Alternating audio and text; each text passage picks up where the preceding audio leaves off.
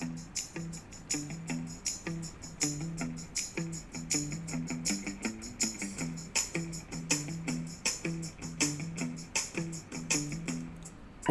yeah.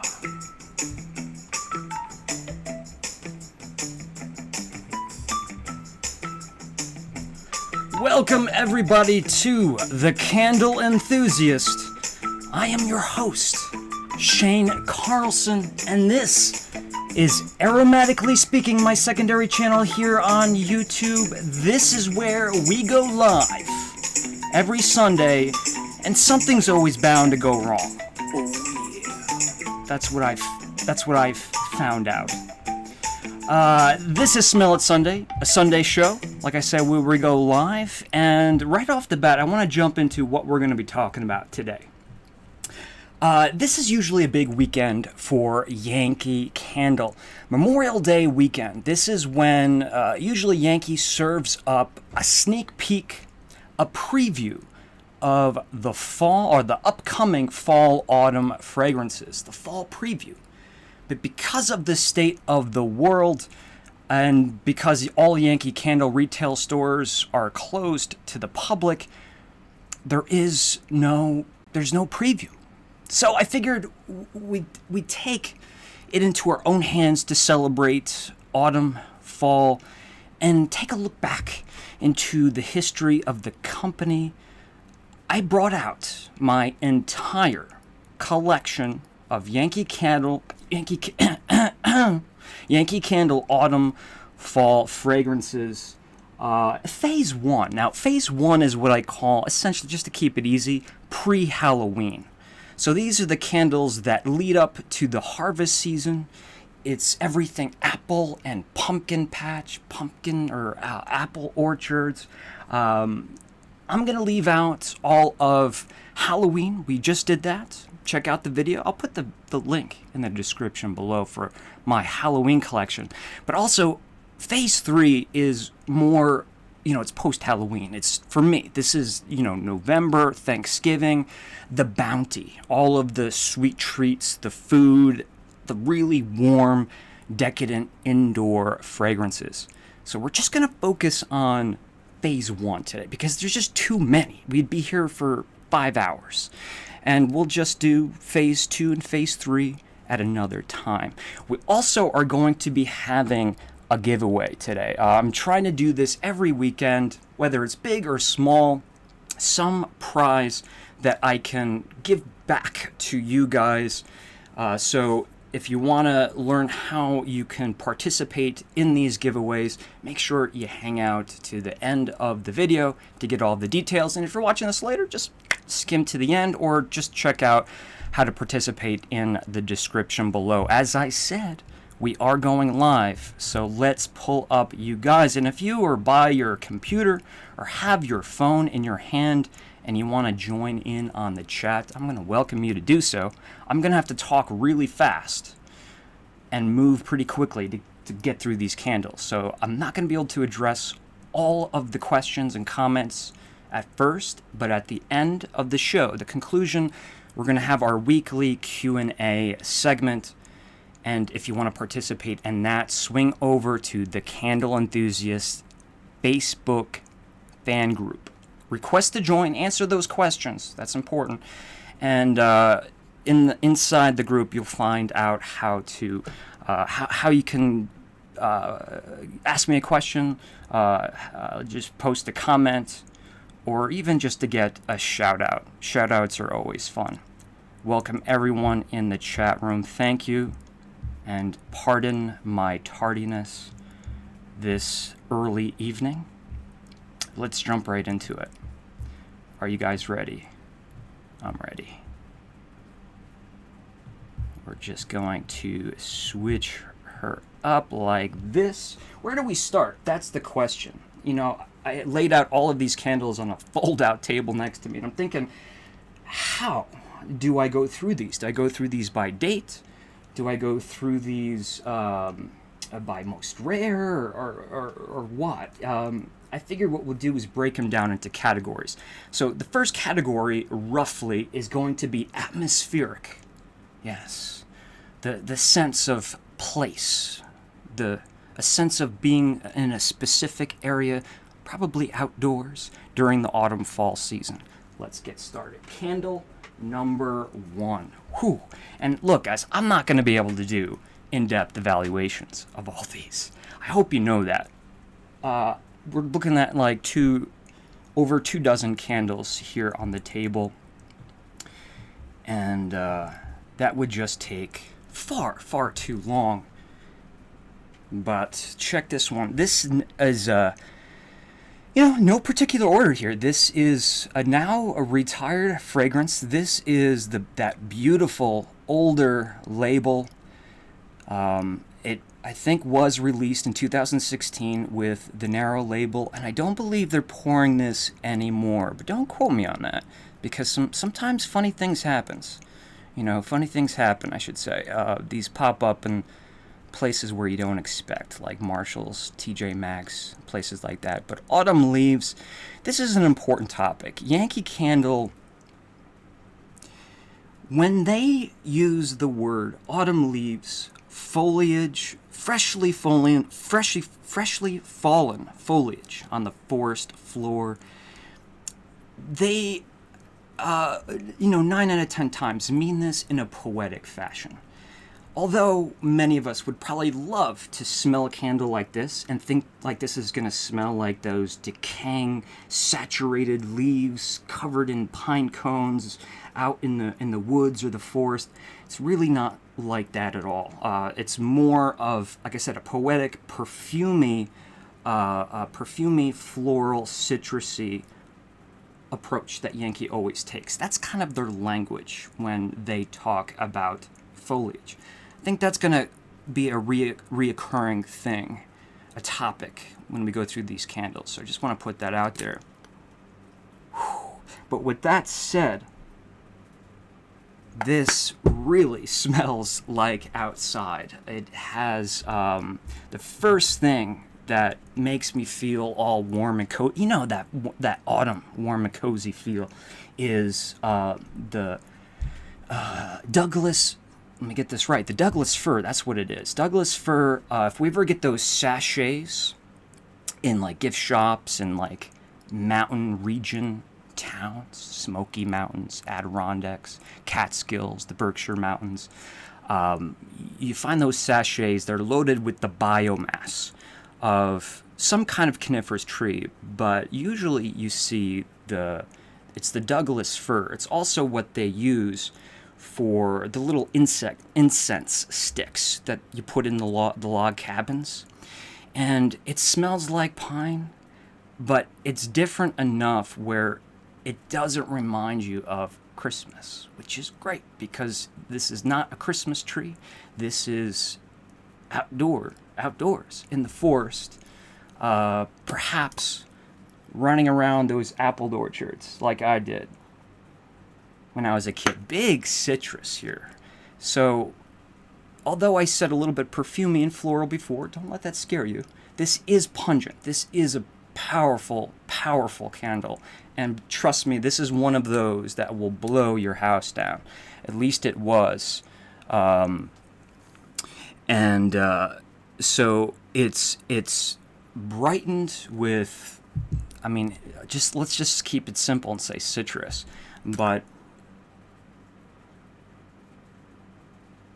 with that Douglas fir statement I said, there's other trees in there. There's obviously some kind of juniper berry, something sticky, sweet pine sap goodness that always reminds me a little bit of like a Coca-Cola, or better yet, pine beer. Pine beer. It's a soft beverage.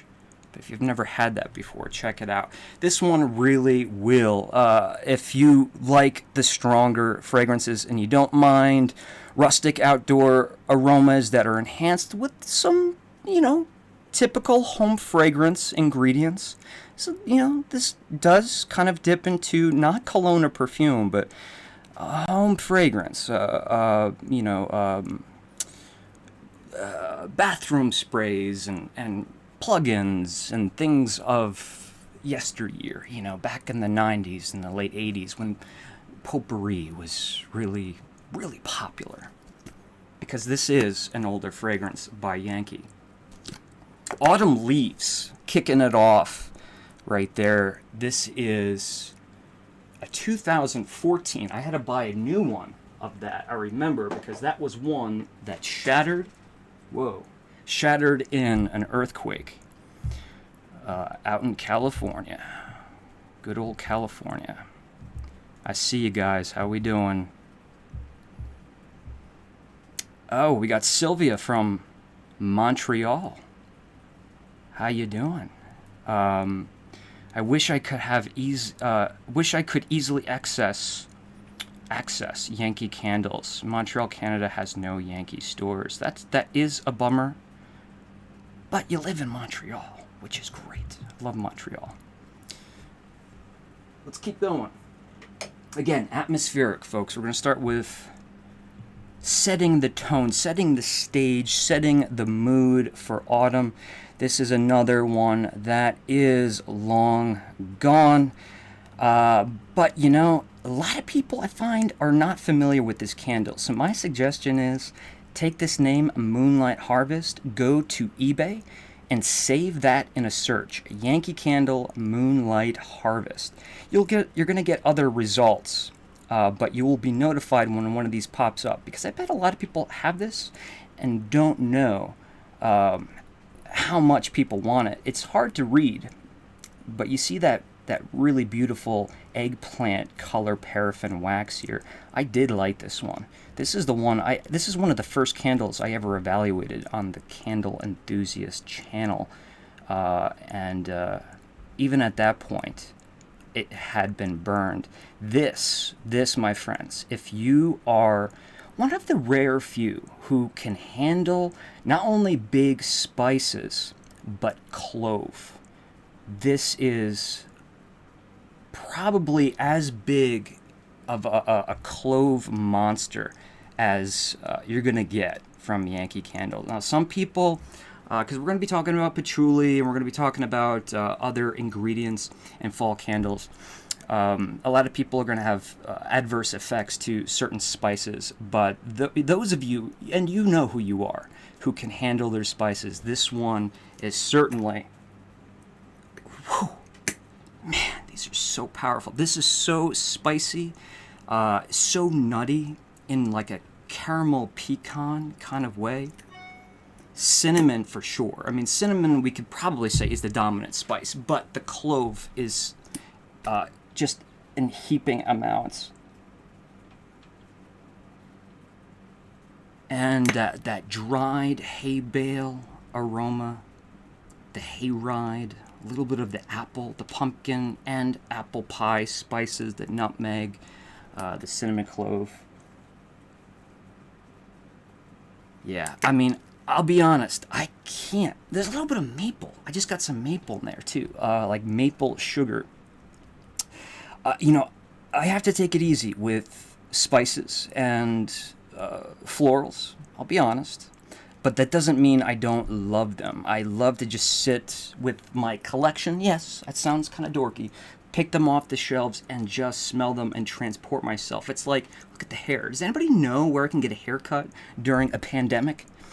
But yeah, I mean, this is one that I can just close my eyes, smell, transport myself. It's like Gumby walking into any book.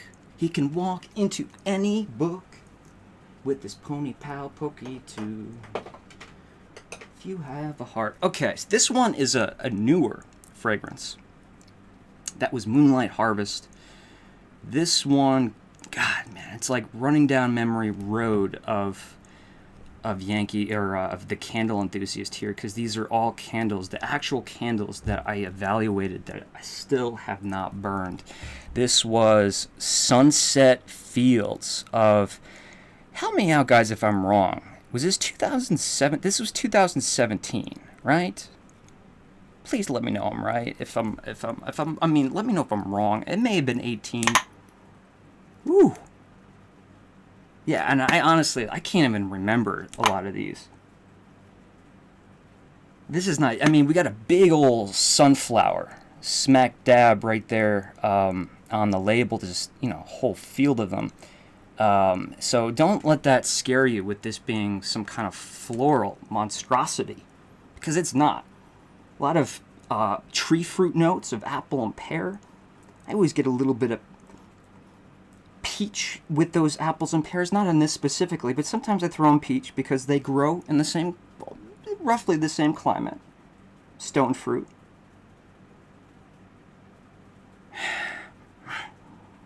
But there's that little bit of that rustic outdoor quality. I don't know the fragrance notes of this. And this is actually not really what I remember at all.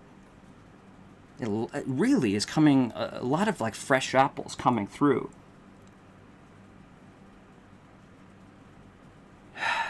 I don't even know if I'm getting any floral. It's a little musky, and there's got to be a wooden base note of some kind. It's indistinguishable. It's certainly not like cedar. It's not going to be something luxurious like sandalwood. But there's some kind of wood thing happening. Usually they get really, really playful with things like oak and maple. You know, maple, they'll say like, what was the red maple? I mean, yeah, red maple's a real thing, but is it really different than maple? The different varieties of maple? They get whimsical at times, Yankee Candle, but we love them for that.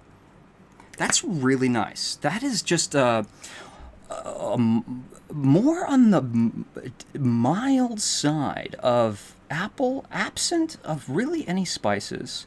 Some wood in there. That is like autumn. You know, like autumn, just like how we see in the photo.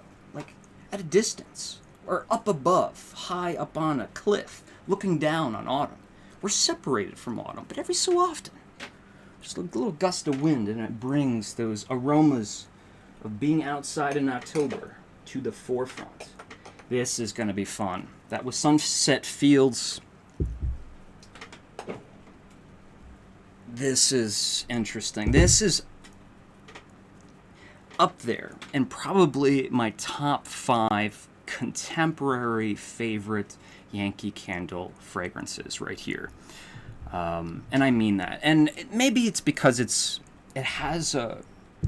personal to me. You know, this was one, I remember this, I would burn this in the spring, I'd burn this in the summer to escape to fall and autumn, to escape back home. I was living in California.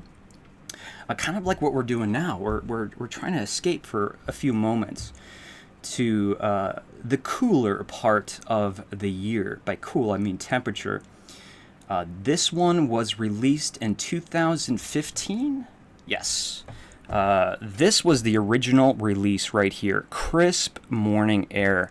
And yes, I'm going to do my best to get a focus on this label for you guys, because this is what it's all about. This was Yankee Candle at their best with these atmospheric labels. Come on, we had the focus and we lost it. This was released with Autumn in the Park in 2015. They both had the, you know, kind of the 16:9. That's not really the aspect ratio, but they had that wider label, and both returned the following year with a cropped image, and it just absolutely broke my heart. But I want to note it, or point something out with this. Check this out.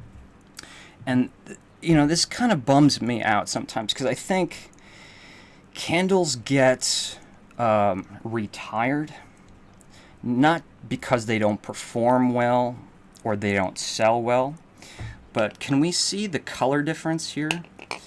It's actually kind of not as prominent in this lighting as it should be. This one is a much more of like it's translucent on top, and it gets a little bit more, you can tell it gets more opaque at the bottom, but it's very, very green, this key lime pie green, where this is like the most baby turquoise blue. And there's that cropped label. It's nice because there's a little bit of luster and contrast, saturation in that picture, but there's no question. Look at the difference. Yeah, but so this was a candle that did turn. I think everyone who still has one of these has turned a funky color. It still performs. I think it would be okay. This one in particular, I haven't burned in a long time, and I want to be clear that my candles never, maybe from the time I buy them in a retail store and get them into a car and into my home, they never see sunlight. No sunlight. And not even lights, indoor lighting, interior lighting. They are shielded from that. The studio is temperature controlled, humidity controlled, just like you would with a wine cellar, but optimized for candles. I'm a geek. I'm sorry. I shouldn't have to apologize, but I will. So it's not that I have been abusing these candles, but some of them do change color. But let's take a sniff. Oh man, I mean, we see this image of like Prospect Park or Central Park, probably a little bit more Central Park. I like to think Prospect Park because I lived in Brooklyn for a few years. But it's musky and powdery, some white musk, so like floral, white blossoms. And with really creamy apple notes, I would say right now. I really don't even care. You know, this is one I don't like. I smell a candle like this. I don't need to break it down. I don't want to. I don't want to figure out the illusion that it's creating. And that's what I'm smelling. There's some. I'm gonna say raw. Not raw, but like not actual tea in beverage form, but loose black tea. Maybe even like Earl Grey, because there might be some bergamot in here. I was gonna say this. It really has nothing. This aroma does not, like, I'm not smelling anything literally on this label here. But this is a perfect example of how a candle can smell nothing like what we're looking at and still kind of play David Copperfield and bring us to this place. You know, I always imagined, I'm serious, I'm geeking out, I'm sorry. I always imagined myself walking alone early morning with a cup of Starbucks in my hand. Not even like quality coffee house coffee. I want my Starbucks. Walking around with my peak coat and scarf. It brings me there. So I really love this candle. It performed well. It wasn't it wasn't a bomb, but it thoroughly carried. The aroma would spread throughout my apartment easily. Just one candle. Let me smell this new one. Now this one, I got this in 2018 at the Yankee Candle Village. Yeah, I mean, that's it. So I'm glad to see that there is no, at least nothing that I can see, differences. Stephanie Hall with the $4.99 super chat. Thank you so much for your support, Stephanie. Let's get the fall party started. We'll do that. I'll do my best. I'm going to need your guys' help, though. But thank you dearly for that help, that pledge. I'm pointing to this camera when really I should be pointing to this camera. But I want to say this real quick. The black tea, the Earl Grey, replaces the autumn foliage. I love this. Think about this. When we make a candle, right, and like there's something in the candle that is not available in the fragrance oil. We talked about that last week. What else can you use that your mind will interpret as something? So we can't get those lovely smells. I always use this as an example. Limestone chalky soils that we see in the Burgundy region of France, in wine country, right? It's just that if that was in a candle, I'd go nuts. But how, if we can't get that in a fragrance oil and put it into a candle, what could we use to replace that? And that is where the artistry comes in when it comes to candle creation, in my opinion. And in this situation, that's what that's doing. An Earl Grey is not only making me think that we could be walking through the park with a cup of not coffee, but Earl Grey tea, but that loose leaf tea replaces the autumn foliage, and that citrus, whether it's bergamot, lemon, or lime, it just creates that fresh morning air, that crisp morning air. I love that candle, but we do have to move on. Can we move on? I think we should. Got to keep my eyes on you guys, but I got to make sure that I'm moving fast. Diane, hello, leaving soon. Just wanted to say hi. Hi, Diane. You don't have to stay, but thank you for dropping in. Freshly fallen foliage on the forest floor. Alliteration. Omega. Yeah. I used to say that all the time when I was working at a winery. And now I'm falling over my words today. That full-size label is classic old New England in a nutshell. Chris, you're absolutely right. Absolutely. I mean, to me, it's a little bit New York. If you consider New York, New England, that's okay. But it could certainly be Connecticut, Massachusetts, Vermont, New Hampshire, Maine, any one of those towns. Let's keep this going. Second video I ever made. Yeah, it was the second video. Got in my car, drove around and around and around because I was chickening out. But I was trying to find people to interview to smell this candle. Because when I started The Candle Enthusiast, I didn't want to just get my opinion. I wanted to get other people's opinion. This is Crisp Fall Night. The UK name is going to be Autumn Night. Unfortunately, we only in the US got this in the cropped label. But what I did is I went out and I drove to I went to an apple farm, I went to a Macy's perfume counter, I went to a Spencer's Gifts, if I can remember correctly. I went to a coffee shop. I think that scene got cut out. I went to a bunch of places, and I just asked people if this brought them to the fall. And it's really interesting to see what they had to say. Because in many cases, I had them smell it without them even knowing the name of the candle. So I would check that video out. Even though it was my second video, it's still one that I love to revisit every now and then. And because it was such a pleasure making that video, this one has really kind of found a special place in my heart. Crisp Fall Night. Now, if anyone's familiar with Yankee Candle's Over the River, this is much more... It's similar in almost every way, but it's more aggressive, and it's got a little bit more of that bergamot forward aroma that's kind of brings this into cologne territory.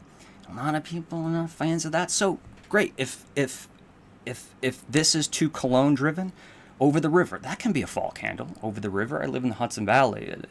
That's easily a fall candle. But if you want to try something a little bit more aggressive in the cologne world, and I recommend this for men and women, give this one a shot. I'll talk about it in a second, but this is one that Yankee Candle Village gifted me. I was doing a vlog, and the president of the Yankee Candle Village came up to say hello. It's like actually the first time I met him was that day, and we talked about The Candle Enthusiast for a long while, and he was so pleased with what I was doing, and I think just my genuine passion, it oozes out of me. He's like, pick any candle. I want to get an extra candle with your label on it. And I thought he was going to put it on display, but he let me go home with it. But they did, and I think maybe still do, have another label with my face on it on display where you can personalize your candles. So this was Halloween 2017, even though this fragrance was from 2016. Woo, woo, woo, yes. Big citrus, big wood, big, when I say citrus, bergamot, right? We're in that cologne territory.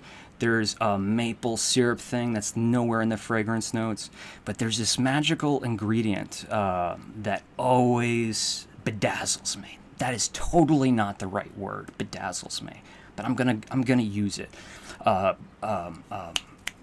Peppercorn. Peppercorn. There's a few Yankee candles that have this and it really, really, it's like it doesn't read as like cracked black pepper.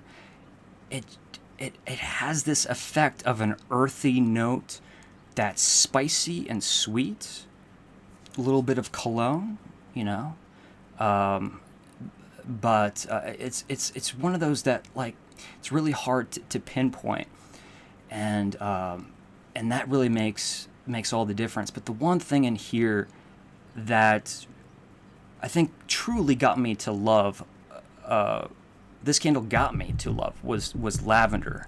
Lavender is in here, so you have that citrus lavender. We talked about that last week, about those being a very popular 2 ingredients for contemporary men's cologne. But that little bit of the spice, we got lots of wood. This is musky as heck, and some good amount of fruit in here too. I highly recommend checking this candle out, and consider burning it. Watch my video first, see what you think. Maybe that'll inspire you to burn it. And it was released in the full-size label, but it was only in the UK. It was called Autumn Night instead of Crisp Fall Night. I don't think Crisp translates. Maybe that's why abroad, but I could be wrong about that. And it did have the full label, which in this case really didn't make all that much of a difference, because there's not much going on in this label. It's these little votive glass holders that are hanging from like a terrace. No, not a terrace. I'm guessing that's a maple tree. I always thought it was a terrace. That's funny. Anyway, and then something I wanted to show you. If you go to the Yankee Candle Village, take a look out for me. This was the one. I think it's still on display, unless they took it away. But the original Candle Enthusiast logo still use this avatar. This was a screenshot, not an actual photograph, a screenshot from video from my Yankee Candle Lemon Lavender video. Like, you can actually pause the screen when you watch that. Because when I'm out filming, I have no one to take a picture of me. So I have to like take screenshots from video, which is far less resolution. Keeping this going. Talking about early videos, this was the 3rd video. And this is loosely autumn, but we got to put it in this collection. Silver Birch.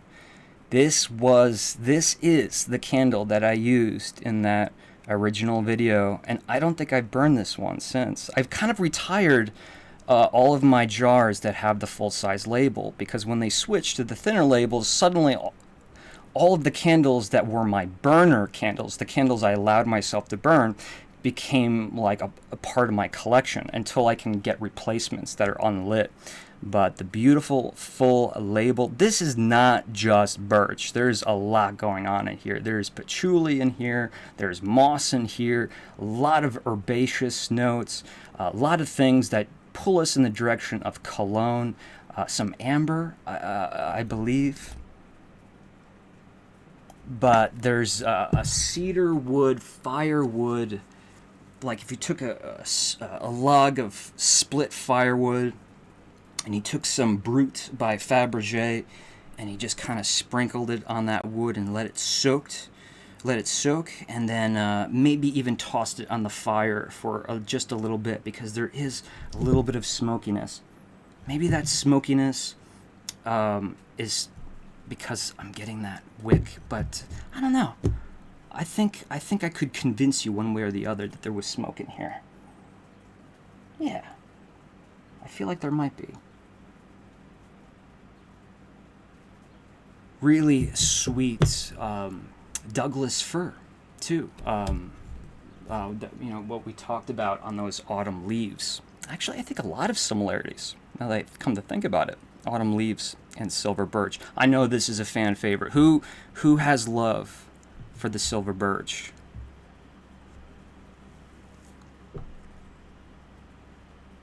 And can you guys say in caps for me if we are lagging? Just put lag in caps. If anyone's seeing the video lag. When was Silver Birch originally released? That is a good question. This is a 2014, but to be honest, I honestly don't know. Alright, I gotta reach. Oh, just don't break anything, Shane. Alright, why don't I have this in a full-size jar? It is lagging. Okay. Let's see if I can fix that. But I'm going to keep going for now. I don't have this in a full-size jar. This is the very popular staple from Yankee Candle, Autumn Wreath. The reason why I don't have this in a full-size candle is because, yeah, sooner or later I'm going to get this in a black band and put it in my collection. But this will suit me for now. Whoa, yeah, look at that. These really old, ugly outlet candles. Again, that perception of nutty acorn, but big apple. And this is perfume. Like, this takes me back to the late 80s, 90s. Like when you get those little Glade balls, the little jelly balls, and you put them in the crock pot. I wonder if how do I fix lagging? What do I do? What do I do? This could be, I would have to take a big chance. I'm going to take a big chance, guys. Are you ready for a big chance? I hope I see you soon.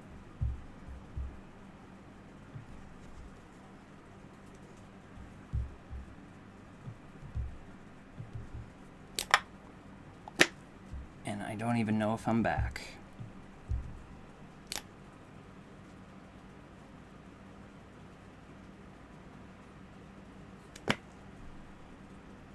Okay, tell me lag again if it's still lagging. Otherwise, I'm not going to waste all of our time. I'm going to have to boot this up a second time.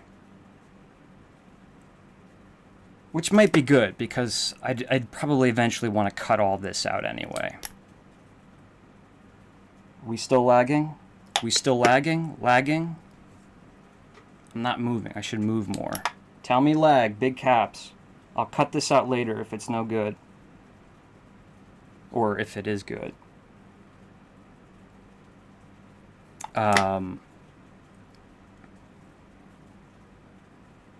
Better. It's better. Wow. Okay, so I took a big risk and it paid off.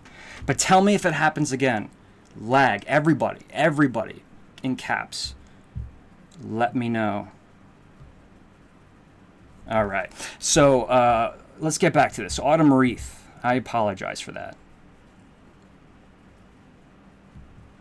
All right. Good for about the last 2 minutes. Great. So let me start over. So apple spices, that definite potpourri, those ingredients of, a mulled cinnamon stick and citrus zest. It is nutty.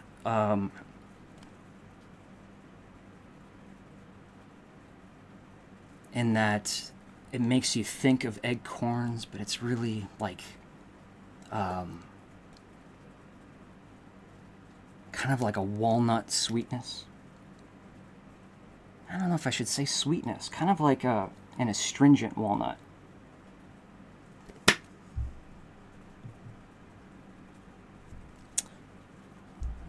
Okay. I'm going to keep my eyes on the comments, so tell me if it is lagging. But, yeah, this has got to be a favorite, right? I'll be honest, this is not one that I've commonly burned during the fall. Not because I don't like it, but simply because there's so many candles, especially traditional candles, or candles that are tradition, that I burn. And, but I do need to get... at least a genuine full-size house warmer for my collection on this one, but I couldn't leave it out. Todd Kramer says, love this channel. Right back at you, buddy. Thank you so much. keeping it going with the atmospheric candles. We got an exciting one here. If it's still laggy, well, I'll try it again. This was a UK exclusive here. Got anyone across the pond here in the chat area? Look at this label. Why? Why, Yankee? Why only bring this to the UK? My initial evaluation video of this candle, I just went on and on and on about this label. It took me like 20 minutes, not really, but 20 minutes to actually get to smelling it, because look at that label. Let me get down here and show you. Hopefully we can get a better, yeah, that's better. Like, you see how the leaves, these maple leaves are, they're purple here, and we see some acorns tucked away in the darkness. Now you're like, well, might say why. I did when I first saw them. Like, why are there purple leaves? Well, it kind of creates this 3D effect, right? Because this is a very two-dimensional photo, but it's purple almost as if these leaves are layered and it's in the shadows, right? And, you know, and it just makes it so much more colorful than if this whole label was just brown and orange. Autumn glow. So leafage, acorns, and, you know, you get these, you know, right there in these spots, the dark black, jet black areas. So it kind of makes you wonder, like, what's underneath those leaves? Does it smell like what's inside of this candle? Oh man, I didn't switch the camera. I apologize, folks. Let me do that again. Wow, I'm doing well here today. Purple leaves. So the purple, right, looks like they're hidden in the shadows. And these dark black spots here, like I said, it looks like, it makes you wonder what's on the forest floor, and if it's represented in the candle. And then those acorns. Autumn glow. This was, what year was this? Those of you from the UK for here, let me know. I have no idea right now. What were the fragrance notes? You know, what I like is that it's absent of any pumpkin spice, apple pie spice. You have that lavender citrus thing, but it's not cologne driven.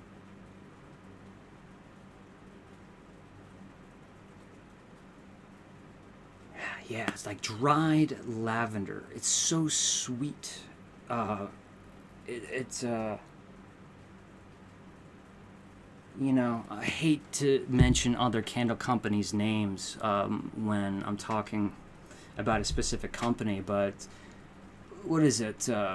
What are some of the was it marshmallow, lavender, Bath and Body Works has? Like, they're really embracing the lavender these days, aren't they? And I think that's perfect, because it's a great way to get this candy sweet floral aspect in a candle. And some wood. Let me see if I can find out the fragrance notes on this one, because this really is giving me a tough time. I have a little data bank here, guys. Okay, so yeah, I have a large collection of Yankee's fragrance notes back before Yankee shared the fragrance notes with the public. Don't tell Yankee. Autumn glow, top notes of sparkling citrus, mid notes, autumn blossoms, fresh cut herbs.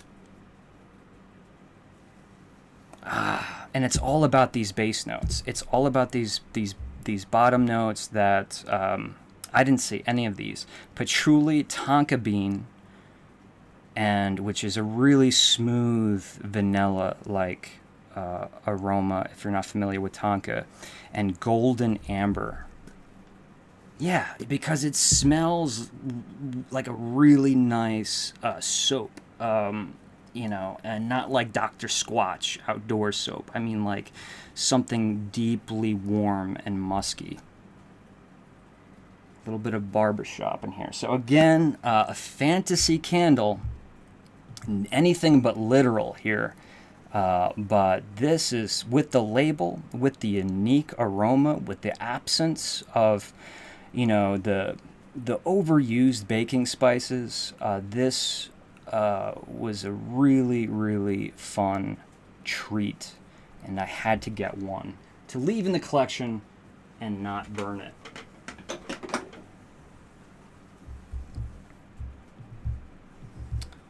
And I'm gonna take a drink of water and check in with you guys.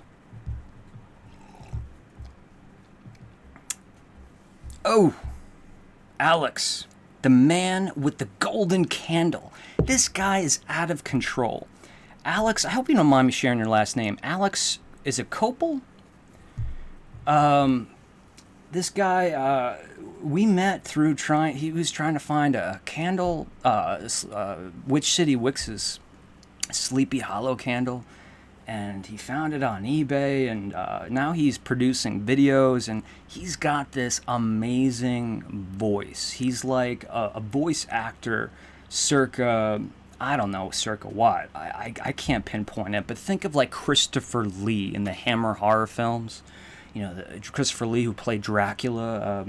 I grew up kind of knowing Dracula as Christopher Lee, not Bela Lugosi. But and this guy, what an incredible voice. But thank you very much for the 10-pound super chat, guys. This is incredible. And since I'm taking a little break to sipping on some water here, I noticed a few people did purchase some T-shirts today on Spreadshirt. It's going to be shop.spreadshirt.com/thecandleenthusiast. Don't worry, the link is in the description below. But we really appreciate it, because slowly but surely we're raising that money that we're going to need for all of the travel, destination, adventure videos that I'm going to start producing. I've already have several videos that are editing in the editing process, but I'm actually going out on a brand new video on Tuesday. But the seasonal videos, the Halloween, autumn videos, the New England videos, the Christmas festive videos, that's really where the bulk of my budget for the Candle Enthusiast comes in. So that support, any way you can support the Candle Enthusiast and Aromatic Adventures, is super appreciated, and I mean that from the bottom of my heart. All the ways to help in the description below. All right, let's keep going. All right, should I skip a few? Yeah, we're gonna skip those. Those are not crucial. Let's get to some rare candles here.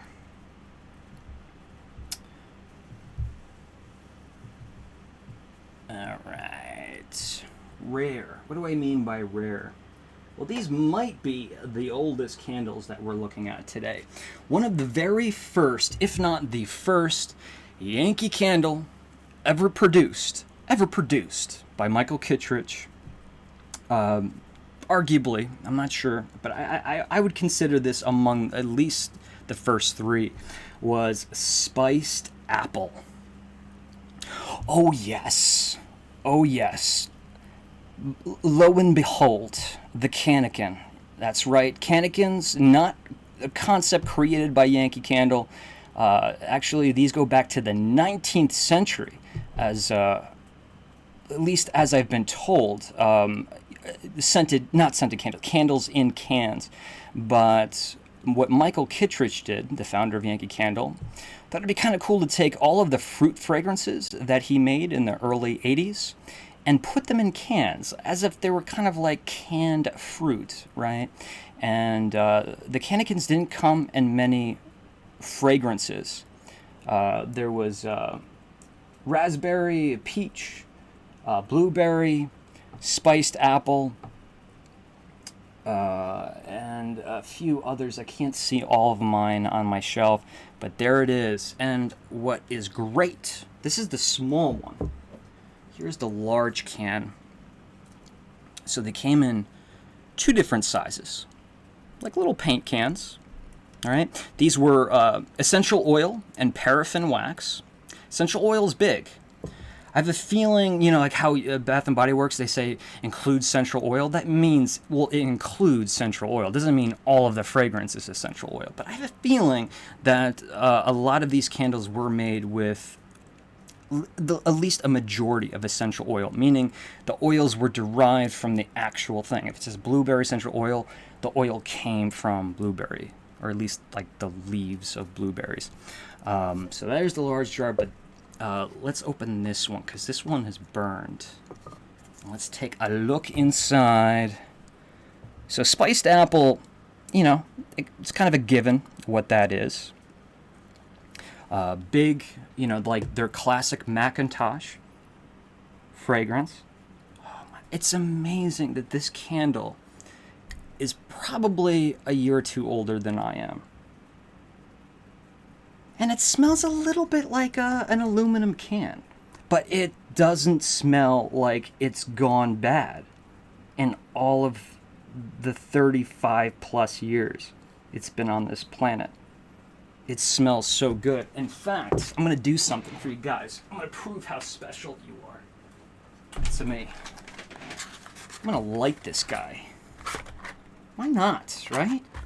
You save wine for special occasions. You save candles for special occasions. But let's let this burn for a little bit. Let's see how this performs. Come on, is it every day that someone is willing to burn a collectible 37-year-old candle for you? Maybe there is. I don't know. I go back there, get that later. But oh yeah, look at that. Let's let this pull out, and because it's metal, it really retains the heat very, very well. The bad side of that is you can grab this after a little bit and burn your hands, but it will pull out rather quickly. Let's see if that smells after a little bit. And you may not think of this as a fall candle, but yeah, peaches share, correct me if I'm wrong, I mean peaches and nectarines typically share the same harvest season as apples, do they not? Different kind of fruit? I honestly don't even know how much of this is burned, or if it's not even burned. And these are so hard to clean, but I kind of like it that they're all dusty and it looks like they've been sitting in some like candle shop, like basement, like warehouse candle shop, like Yankee Candle did in the earliest days in Holyoke. It is lit. I didn't light any of these. I purchased them like this. This is called Fresh Peach. I have a Juicy Peach that I bought in 2015. And this one smells better, at least on cold sniff. How is that possible? Well, it's possible. Fresh Peach scented candle. All right. Keep your eyes open for this. And you know what? If you find an empty can on eBay for a good price, go for it. It's not about burning. Maybe you want to get a little bit in there so you can at least sniff it. But, having something like this on your shelf, if you're a collector like me, I don't collect a lot of things, but I definitely collect candles. It feels like you own a little piece of the company's history. And, just looking at it and holding it. And, yeah. And I guess the next one is going to kind of be in the same ballpark. So we just talked about spiced apple. We got another spiced apple, folks. Oh, unfortunately, it has lost its little sticker in the early days of Yankee Candle. This would be, it does say South Deerfield, so this is from like 83 to 87. If anyone really truly can narrow this down, that's going to be a problem right there. Because it doesn't have the actual round sticker, and it just has this. It looks like this was actually distributed by Yankee Candle to a non-Yankee Candle retailer, if I had to guess. Or maybe it was just sold at the Yankee Candle Village and they didn't have the stickers on the bottom there. I don't know. But this is a spiced apple. It is lit. This was gifted to me by Erin James, a fan of the Candle Enthusiast down in Florida. She joins us every now and then in these lives. And how do I know it's spiced apple?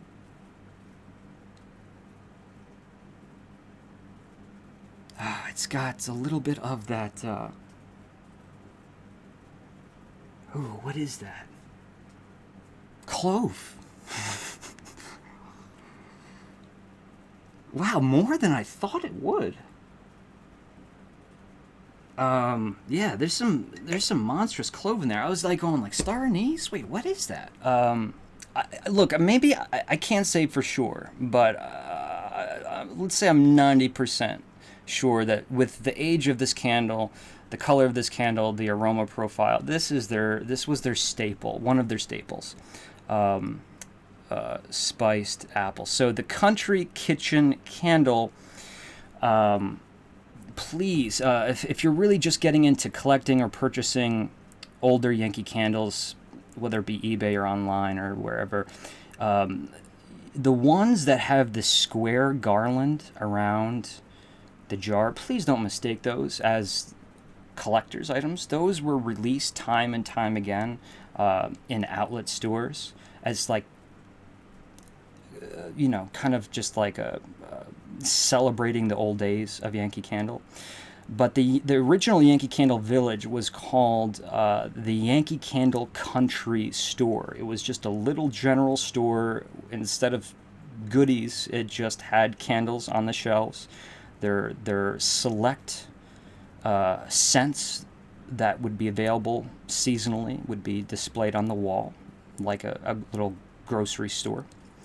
And you can always tell by the oval here, and it's not going to focus on it, but you can see right here it says South Deerfield, Massachusetts. Now, if you ever see one that just says New England on the bottom, New England, that is the ticket, because it's probably one and two or two to three shots that is a candle from before South Deerfield when they were in Holyoke, Massachusetts. And those, of course, are extremely collectible, but they're only collectible to the point of like how much somebody wants them. And I really want one, and I still don't own one. I've held them. I've actually held Michael Kittredge's own candle that he burned from Holyoke. I have a video on that coming up soon. I had this experience before he passed away, and it just made... I honestly couldn't edit the video. The whole video was on Michael Kittredge, and I couldn't edit it afterwards because I was just so bummed out after his passing. But yeah, Country Kitchen, spiced apple. I have a lot of these, but most of them are not going to be in this collection, and a lot of them are the sweet treat ones. Like I have maple walnut, hazelnut coffee, baby powder. So they're maybe autumn, but they're not phase 1 autumn. A recent acquisition. We're still lagging. I'm gonna try something again.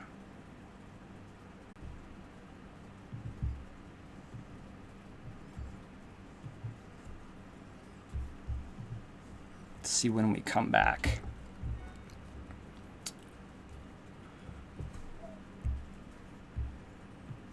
We back?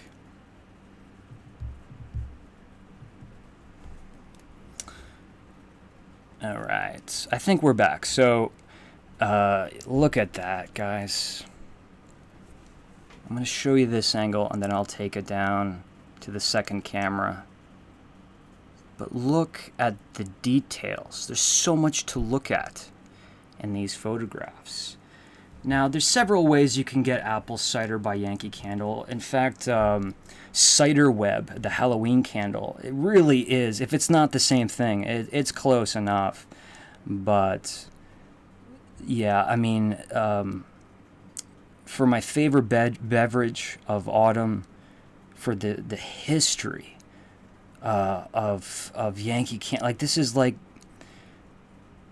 Yankee Candle couldn't ever get away with not making an apple cider candle, and it's just a shame that they don't have a staple that's around all the time. They kind of recreated Honeycrisp apple cider, and even the poached pear flambe. You know, like there's always something that kind of resembles an apple cider. But man, this was a sweet, warm, super tart.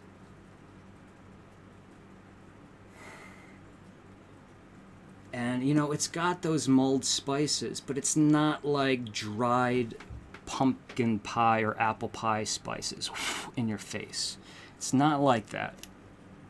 It's softer, it's a little bit more nuanced, and the apple is so bright. It's actually not even that much like... No, I mean, it's Macintosh, but like, you know, a lot of the tartness is coming through, not just the sweetness. So it actually makes me think a little bit of like Granny Smith, or, you know, let's split the difference. Let's call it a Honeycrisp apple, because Honeycrisp is both super sweet and tart. But yeah, beautiful label on this guy, and the color. I mean, it's... I don't know if the camera is reading it right, but it's the precise color of apple cider. That sweet, fermented, slightly fermented goodness. Oh, yeah. This is a 2003. That's why it looks so pretty. It's not super old. And it smells amazing. So, if you didn't kind of catch on, we've swung into the apple category, and I'm keeping my eye on the spiced apple. We'll see what happens there. Oh, here, yeah. So here's a good example. This is like a re-release of the Country Kitchen candle. I don't know when I bought this. This was probably like 2011, 2012. I bought this. So this is the only apple cider I had for a very long time. And then, you know, I usually just burn Cider Web because they're a lot less inexpensive than finding an older apple cider. But let's see if this smells any good after considering how old it is and how poorly I left this candle. I'm quite ashamed of myself. I don't know what happened here. Yeah, that is... Whoa. That is a different kind of spice mixture. And that is reading... It's an outlet. It's kind of reading like pear. Bartlett pear. No. Anjou pear. More juicy, more fragrant skin. More ripe. And, kind of like Quaker oats, oatmeal, cinnamon sugar, or cinnamon apple. Yeah. It's not so much cidery as it's more of this apple cinnamon thing. Dried and then reconstituted apple aroma. Right. I just pulled two. Can we see what's going on? Yes. Why am I getting so excited? I hope it's okay that I'm getting excited. Looking at my own candles here.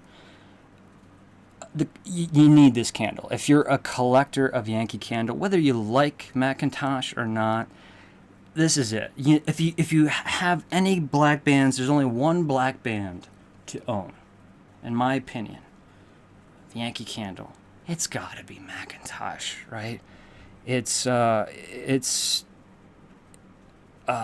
just, this is something that will never go away. And if it does, I'll be at the door with a little sign saying, Yankee, don't make it go away. Macintosh by Yankee Candle, the most authentic Macintosh. Take it from me. I was born, raised, and now I live again in apple country, and I almost eat exclusively Macintosh apples during the season of autumn and fall, and this is the most authentic, and still to this day, the most authentic Macintosh apple I've ever smelled. And if you have one that you think is more authentic, please leave that in the description below. And this, it's just heavenly, you know, the floral skins, the super juicy, macerated apple, like before it becomes apple cider. You know, you take the apples and you put it in like a wooden meat grinder. They macerate the skins and the seeds and the stems, and all of the juice is extracted. Then they press again, and the more they press to get that juice out is like wringing out a sponge. It pulls out all of the astringent compounds from the stems and the seeds and the skins, but it's also bringing out the flavors, right? So you get this smooth, sweet, tart beverage, but it's got a little bit of this grip, like tannin in wine. It's got this gripping sensation on your tongue when you get this freshly macerated, freshly squeezed apple juice. And there's the what was I gonna say? The word for it doesn't matter what the word for tannin is, because that's what it is. It's, you know, it's like when you chew on a skin grape, or if you chew on a banana peel, and you get this powdery drying sensation in your mouth. It's a natural compound, polyphenol. That's the word I was looking for. Polyphenol that's inside a fruit skin that gives you that gripping texture when you have this beverage. And the reason why I'm just pointing this out is because this smells like a bin, a wooden crate of fresh Macintosh apples. But maybe we took all those apples and we just like crushed them a little bit. Just put a little bit of pressure. Maybe we just like 4 or 5 of us jumped inside that crate and crushed the skins, popped the skins a little bit, so all of that juice would kind of seep out a little bit, because it's so juicy. It's so incredibly juicy. And again, if you just want to think of the apple juice, the macerations, when they crank those apples and extract the juice before it converts to apple cider, that fresh apple juice, there's nothing like it. There's absolutely nothing like it. Beautiful, beautiful, beautiful. And then again, lit, but this was my candle before they retired the large label. This was my burner, and this was also the candle that I used for my Macintosh on the road candle enthusiast video. Yeah, so what do you think? Despite like what you might have to pay for these, which one do you think is more pleasing to the eye? And it's so hard to do this in reverse, I apologize. It's the same image, but, you know, the black band does something, doesn't it? Doesn't the black band just, I don't know. Yeah, you know, I don't know. It just makes it really frames the word Yankee, is what I think it does. And, you know, in 2008, they got rid of the word house warmer there. And I really wish they'd bring that back, because even when I talk to Yankee Candle employees sometimes, they have no idea what I'm talking about when I say a house warmer. And I'm like, oh, it's so sad. It's just so sad. Gotta do another apple. This was a returning favorite that came out this weekend, but only 2 years ago. The Granny Smith. This is another old candle, guys. This one was around for a long time.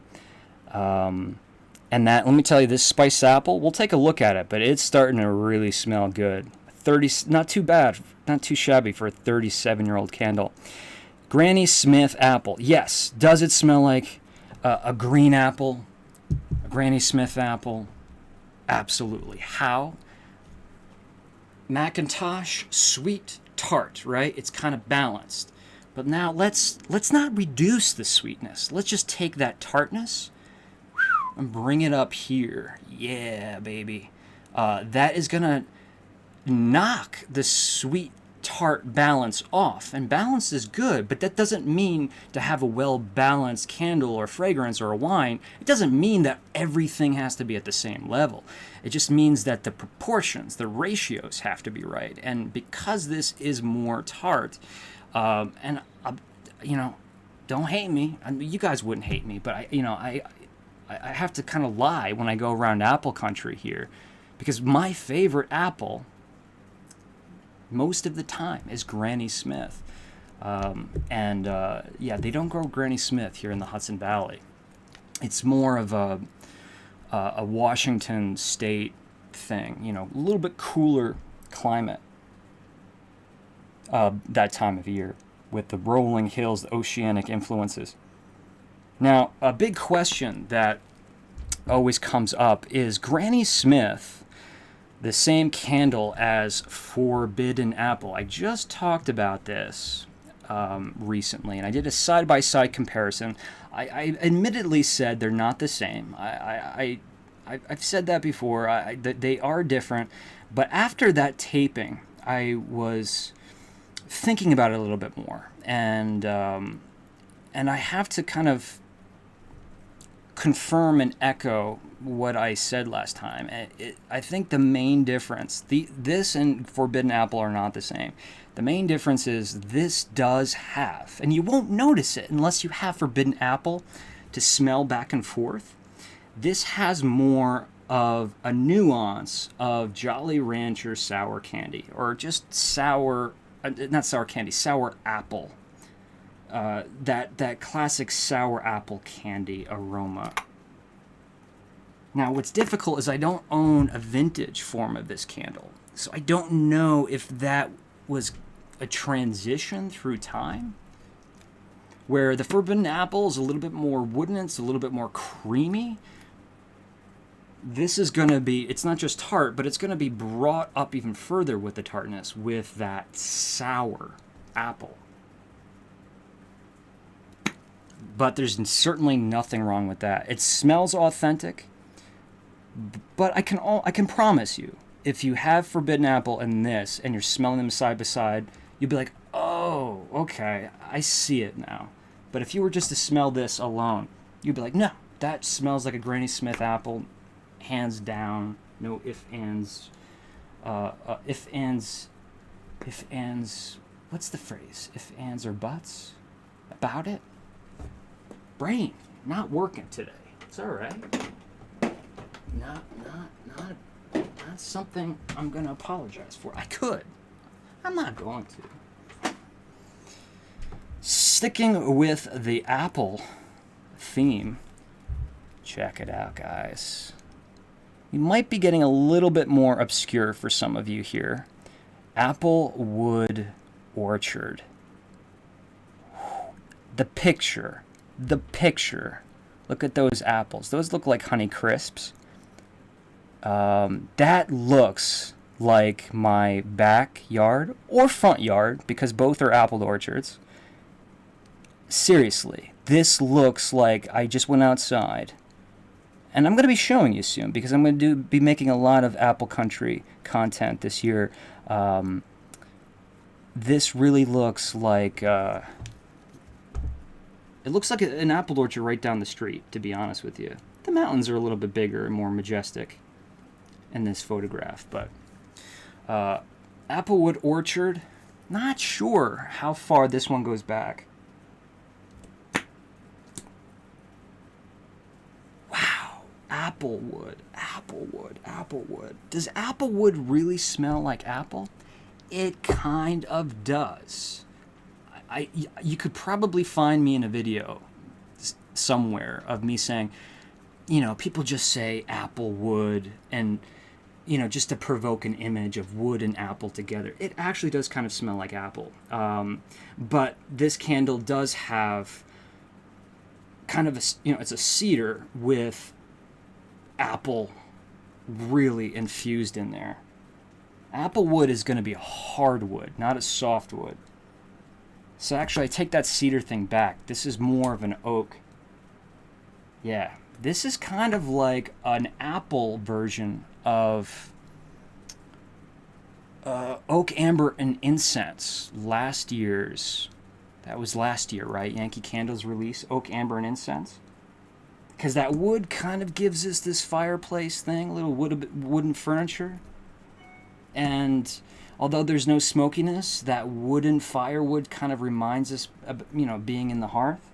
That oak is really dry. It just smells dry. I don't know how else to say it, like another adjective.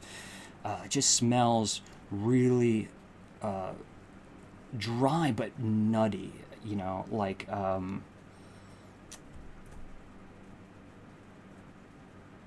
walnut. I mean, I've said that before, but you know how if you smell dried oak, or if you smell the shell of a walnut, not the actual nut, but the shell, it smells astringent, right? A little bit of that bitterness, but in a good way here, because it does paint this picture of, you just ripped off a big chunk, and don't do this, but you ripped off a big chunk of bark from one of those really old, gnarly trees in the apple orchards. They can get so old, and you rip off the bark, and there's some crushed apples on the ground. There's still some apples hanging on the leaves.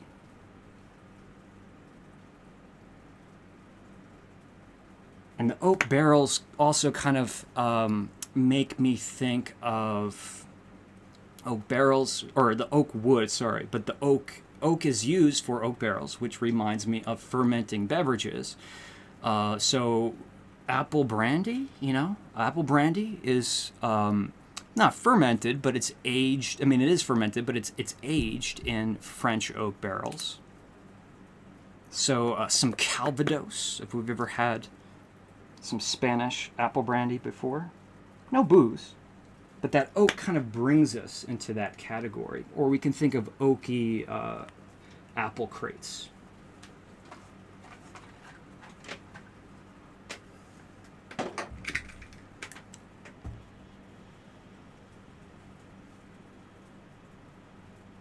Can you see it?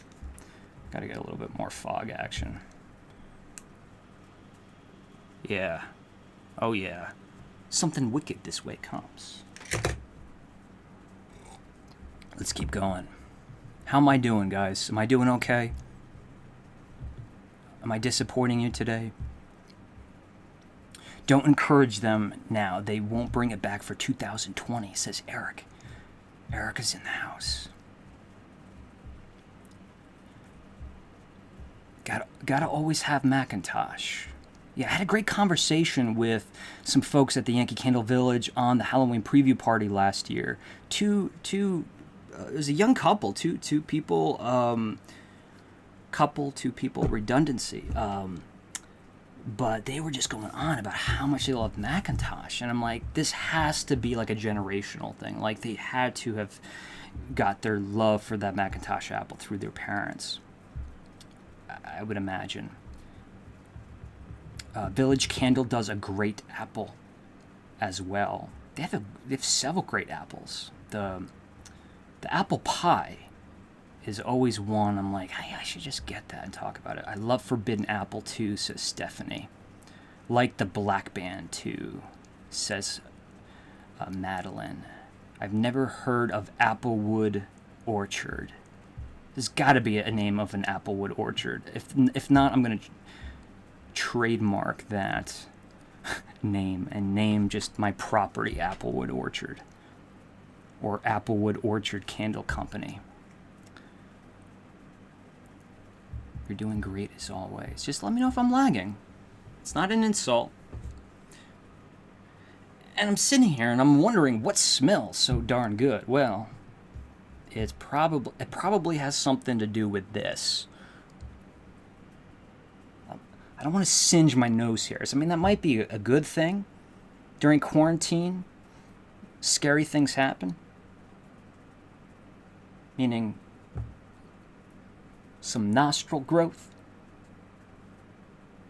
It smells, because I have my nose over the flame and I'm actually experiencing the heat underneath my nose, it really does smell.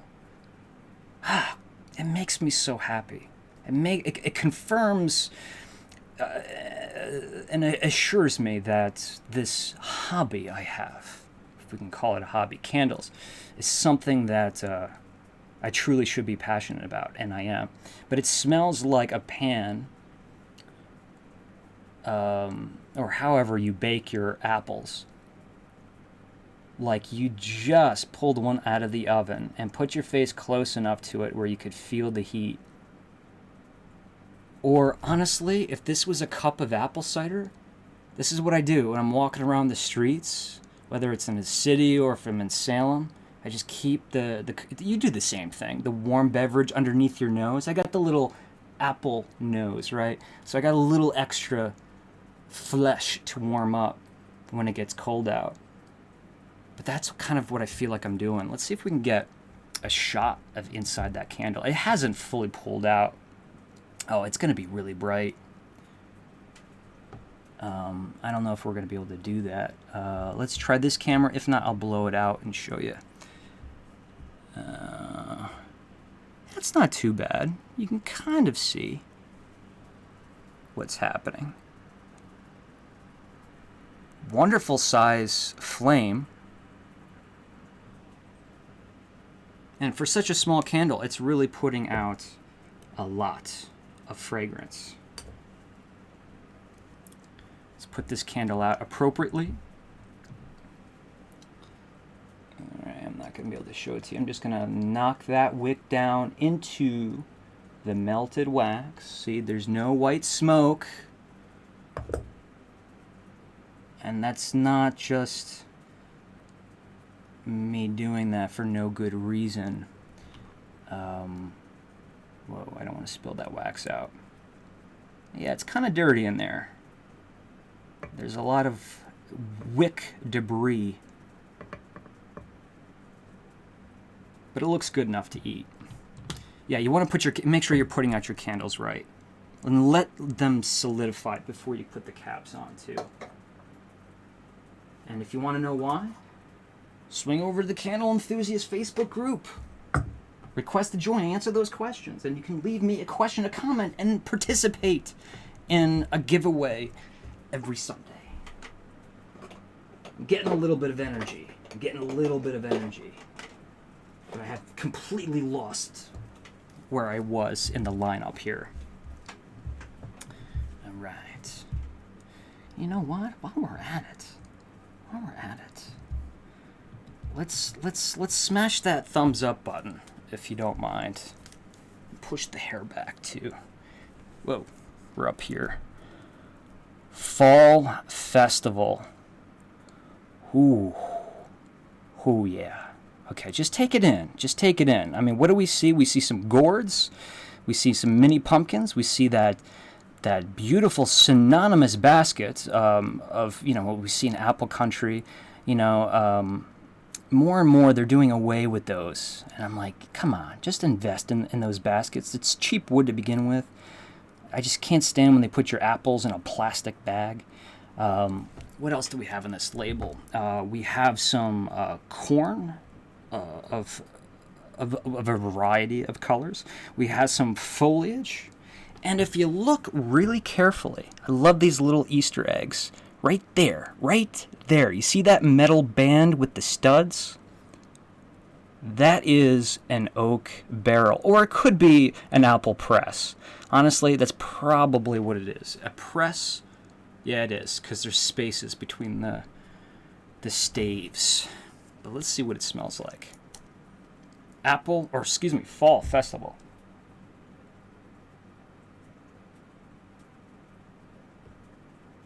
Butternut squash with lots of honey.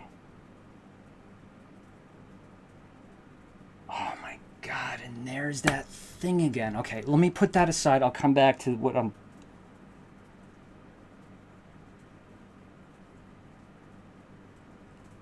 So the butternut squash really helps. I don't know if that's really what it is, but it smells like butternut squash. But that gives you more of this punch of pumpkin, right? It's a good way to cheat.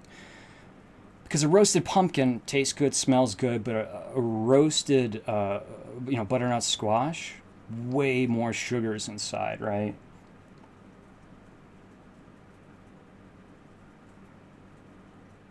So, the apple cinnamon is coming off as two different things.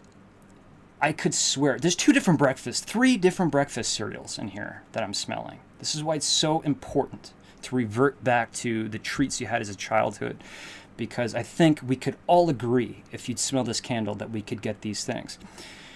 I would have to choose between Apple Jacks, which is apple cinnamon and tons of sugar, and cinnamon Cheerios. Remember cinnamon Cheerios? I don't know why those are so darn good, but for me, I enjoyed them so much more than Honey Nut Cheerios. But the third cereal, and this happens in another candle, which is coming up really soon, Captain Crunch. Captain Crunch is in here. I don't know. You're asking me what is it that's in here that smells like Captain Crunch? I don't know. But it smells like Captain Crunch. Captain Crunch, I believe, has the malted barley, like the stuff that we'd find in like a chocolate malt, a milkshake at a diner.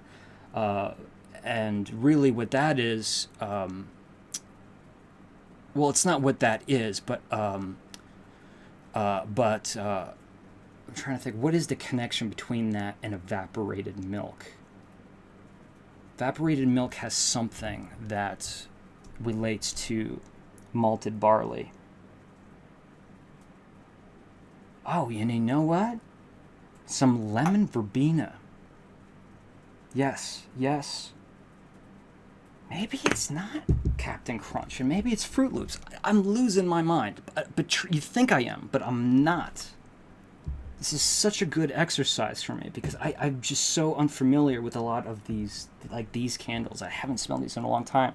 So I'm thinking I'm smelling Captain Crunch, but my mind's playing a trick on me. I'm smelling the lemon Fruit Loops or the lemon Trix cereal. And that is always a trigger for me. It kind of tips me off that what I'm smelling is lemon verbena. It's an herbaceous lemon zest aroma that's candified. And if you've never had lemon verbena, go out to the herb garden, pick it, crumble it up in your fingers and smell it, and tell me you don't smell Fruit Loops. If you don't, I'll give you $1. Yeah, this is in many, many ways very similar to Pumpkin Wreath Fall Festival, because Pumpkin Wreath has not the lemon verbena, but it does have that Captain Crunch. That's why I was so quick to go there. But it has the pumpkin, it has that butternut squash, it has a citrusy, bright experience. In this case, it's the lemon verbena, but it's probably like a lemon lime in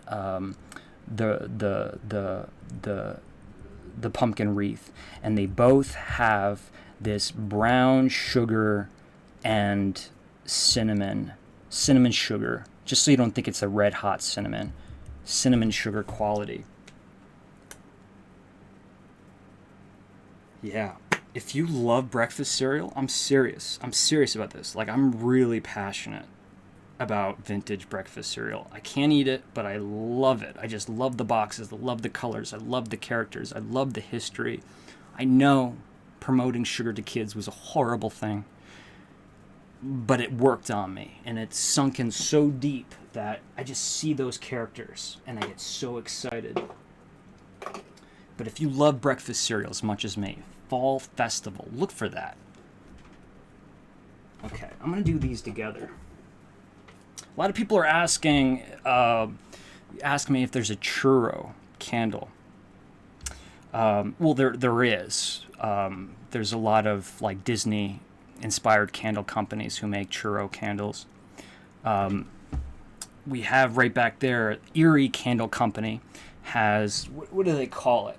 It was a really good scent. Freaky Fried Funnel Cakes. Bibbo's Freaky Fried Funnel Cakes. It's not churro, but falls into that category. But if you're looking for something from Yankee Candle, I would suggest purchasing these two and burning them together. You don't have to, but it's great to experiment with the two of these. This one is going to be apple spice. I think these are both still available. I could be wrong. And sugar and spice. So I see churros here. I see some donuts, and I see fresh baked bread on here. I think that's what it is. But it's all coated in sugar and spice and everything nice. I had to. Yeah, it's got, it has that, I have to choose. It's like as if we took a Krispy Kreme donut and we put tons of brown sugar on top of it, more cinnamon,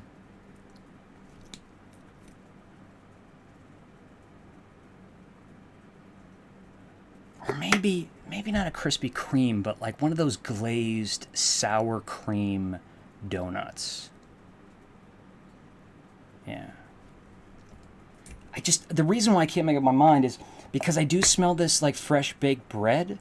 So I don't know if I should call this yeasty fresh baked bread or cakey donut. Yeasty donut or bready donut or cakey donut. I think it just kind of falls into both categories.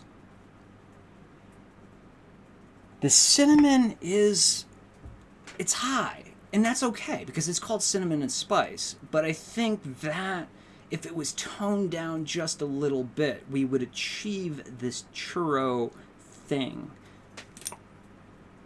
But the cinnamon, which doesn't get more mild when you light it, oftentimes it gets bigger, cinnamon in candles. So, unless you have a really big space and it can breathe, and this one is apple spice.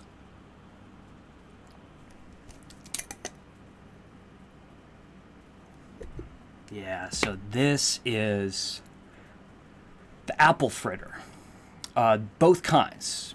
You might call them different things. I always grew up calling them apple fritters. There's two different kinds of apple fritters. You have the triangular ones that's more of like a, what do we call it? Like a pastry casing. And it's filled with, the apple butter, apple compote, the oxidized apple, the pectin-rich filling that we put in the apple pie, and it's all golden and crispy, and it's got the salt and the butter on this like croissant textured pastry. It's really flaky. Sometimes it has the little vanilla drizzle. I'm going there because, yeah, there's some vanilla. You better believe it, baby. Caramel, big caramel in here too. So maybe instead of that vanilla frosting, we'll have a little bit of a caramel drizzle. But the other kind of apple fritter, what do you call it? It looks like a big brown blob. I could probably look up photos here and show you. But it's like a big monster hand. It's not a bear claw. And it's glazed, and it's injected with the same apple goodness. So one is more of that pastry flaky crust, and the other one's more of the yeasty, bready donut that's glazed. Either way, I think it's more of the latter, the yeasty, bready donut. Some cinnamon, clove, nutmeg in there. It's really the cinnamon that shines. So my point being, if churros had like a piping inside of apple, This is kind of close to a churro, and this one is kind of close to a churro, but only it's a little bit too spicy, you know? Churros, at least from my experience, have never been like doused with like tons of freshly ground cinnamon. This one's a little bit too, you know, spicy red hot for me. Spicy in a red hot cinnamon kind of way. Let me just give you close up. So again, sugar and spice. This was a 2015. I'm not sure. This was a 2014. I'm not sure when these were initially released. I think this one was a 2014. I don't know if this one came out the same year. But yeah, I would recommend getting them together. If you can find them, I think they still make them. I do. Burn them together and see if you can get that churro experience. Because that one, like I said, does have that caramel. But if you wanted to go for the trifecta, buy a jar of Yankee's salted caramel. It's out of arm's reach. Otherwise, I'd grab it for you. All right. So I've talked about this one already. This was released with the crisp morning air. I don't know. I think this one was early on was getting some hate, and then I saw some love for this candle start to build slowly.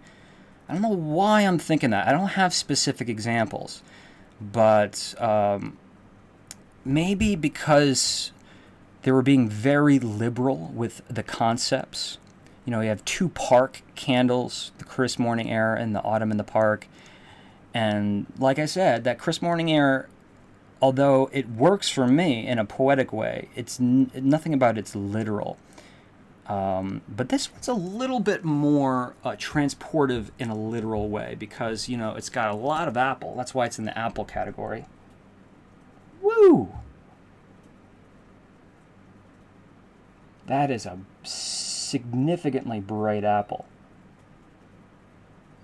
So the classic Macintosh fragrance with, you know what this is? I'll tell you what this is. I'm going to cross-reference the fragrance notes later on. But holy moly, I think, honestly, more or less, that autumn in the park is... Come on now. Yeah. Whoop, whoop. Burn these side by side. This one's really powerful. So the balance would probably be off. But I'm saying this because I'm getting those... Again, when I said that poetic, pretty, perfumey, citrusy, wooden quality of foliage, that it's what Yankee Candle uses to express foliage in their aromatic arsenal.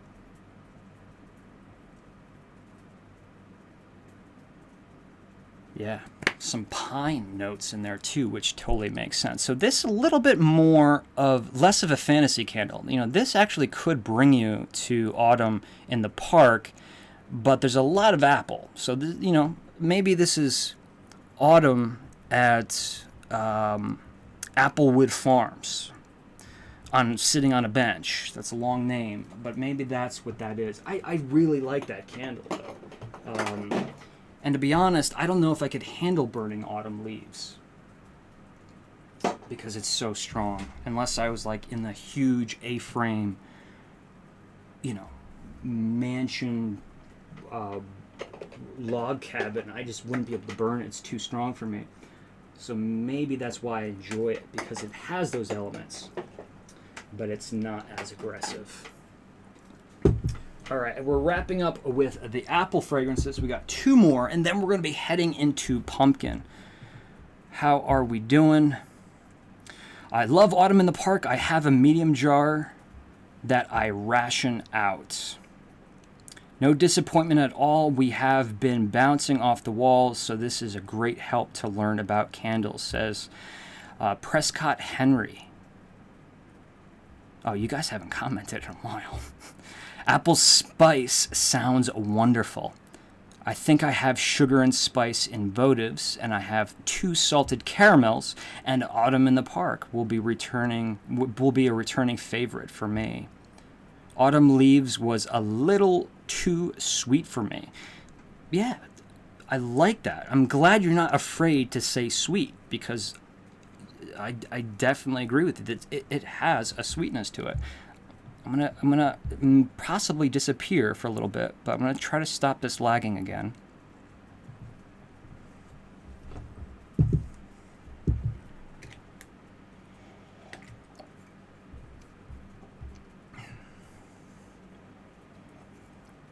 Am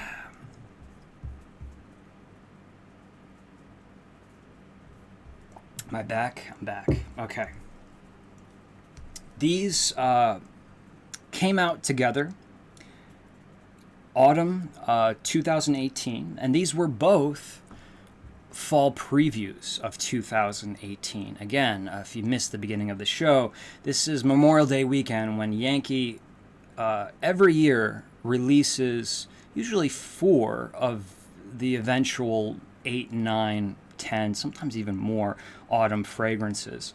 It's called the fall preview, but it has been postponed this year, unfortunately, so we're celebrating in our own way. We're going to kind of skip apple, but stay in the same playground.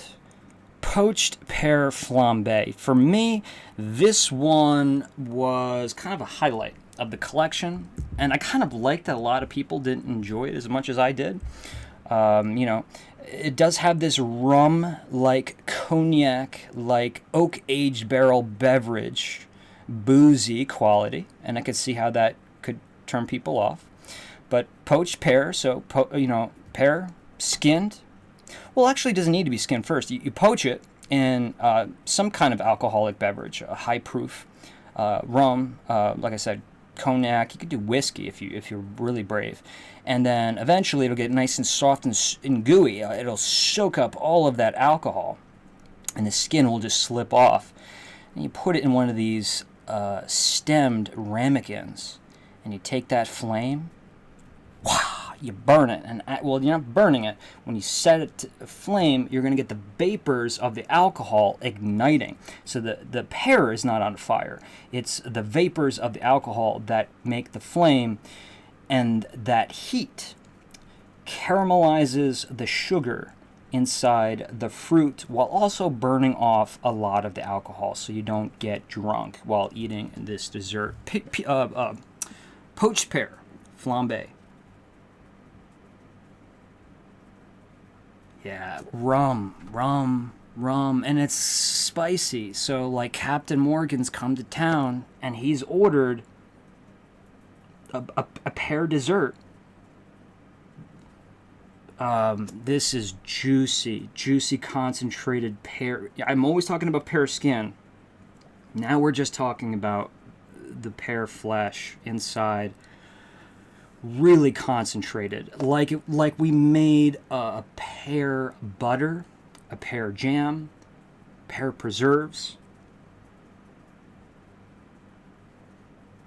It's got caramel, which beautifully illustrates that caramelization process of the flambe. And that rum, it smells like rum, but it doesn't smell like alcohol. It really doesn't.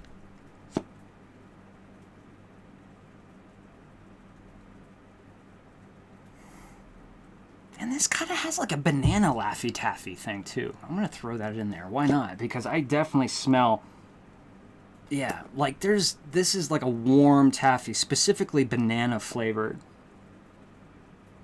Which is weird because it's kind of playing with, that would be bridging the poached pear flambe and the bananas Foster. Same culinary process there. I wonder if that's what they meant to do. Either way, I know a lot of people said no, no, no, when this came out. This is what Yankee has to do, in my opinion. They can't keep recycling old ideas. We have our classics, folks. We have our classics. Spice Pumpkin, it's out on the shelf every year. Harvest, out on the shelf every year. Macintosh, out on the shelf every year. Autumn Wreath, out on the shelf every year. We need our classics, but we need them to be pushing the envelope and not restricting a newer generation from becoming involved by the kind of, mixology and outside the box fragrances. That for me would be the key. Success, how Yankee Candle could reach success, is really just focus on keeping the Yankee Candle lovers and customers who've been loyal to that company for many years, keeping them happy. You need to keep them happy. But you need to make huge, not small, huge progressive steps in welcoming a younger demographic. All right? You got to get these people interested. And a lot of these kids are interested in things like scented candles. But, where are they shopping? They're shopping at Bath & Body Works a lot of the time. So, I just went on like a little mini, I had a little mini moment there. What the heck is this one? All right. This one is sugared cinnamon apple. This is what I mean. That one, the poached pear flambe, brave. Outside the box, new. I can't tell you any other Yankee Candle on my shelf or at Yankee Candle Village, at any Yankee Candle retail. I can't tell you a candle that says, oh yeah, that candle is pretty much like this other candle. No. This one, on the other hand, they're playing it safe. They're taking concepts that they've done hundreds of times and recycling them. Sugared cinnamon apple. Now, I was really excited because if you erase that word cinnamon, sugared apple, especially for people who are not Yankee Candle burners. If I have a friend over, or if somebody recommends, like, look, you're a big Yankee Candle person, what's a good one for me to start off with? I always recommend, when it was still made, I always recommended sugar apple because it had such a high success rate. Everybody loved sugared apple. Not only that, but you could burn sugared apple. It's a great bathroom candle. It really is. It's a beautiful, bright, fluffy, fruity, but still soft, and like to smell that sugared apple embedding the fragrance into your bath towel. It's such a beautiful bathroom fragrance, but it's absolutely perfect and powerful enough to be a living room candle, of course a bedroom candle as well. It's clean, it's fluffy, so if you like more of the laundry room fabric softener scents, it's good enough to go there. And if you just like really fruity and culinary scents, that worked too. And like I said, it just had a high success rate, especially for those who had never burned a Yankee Candle before. So I thought this candle was going to be a play on the success of sugared apple because so many people loved it. It's not.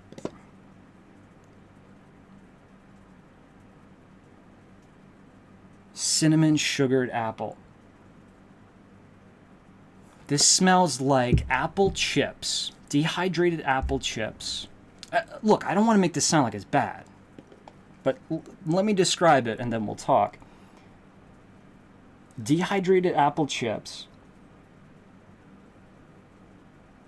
maybe reconstituted in a little bit of Mott's apple juice. Reconstitute, like soak those apple chips in some Mott's apple juice. Let's take, not like ground cinnamon. Let's take the whole stick. Let's throw this in this little concoction that we have.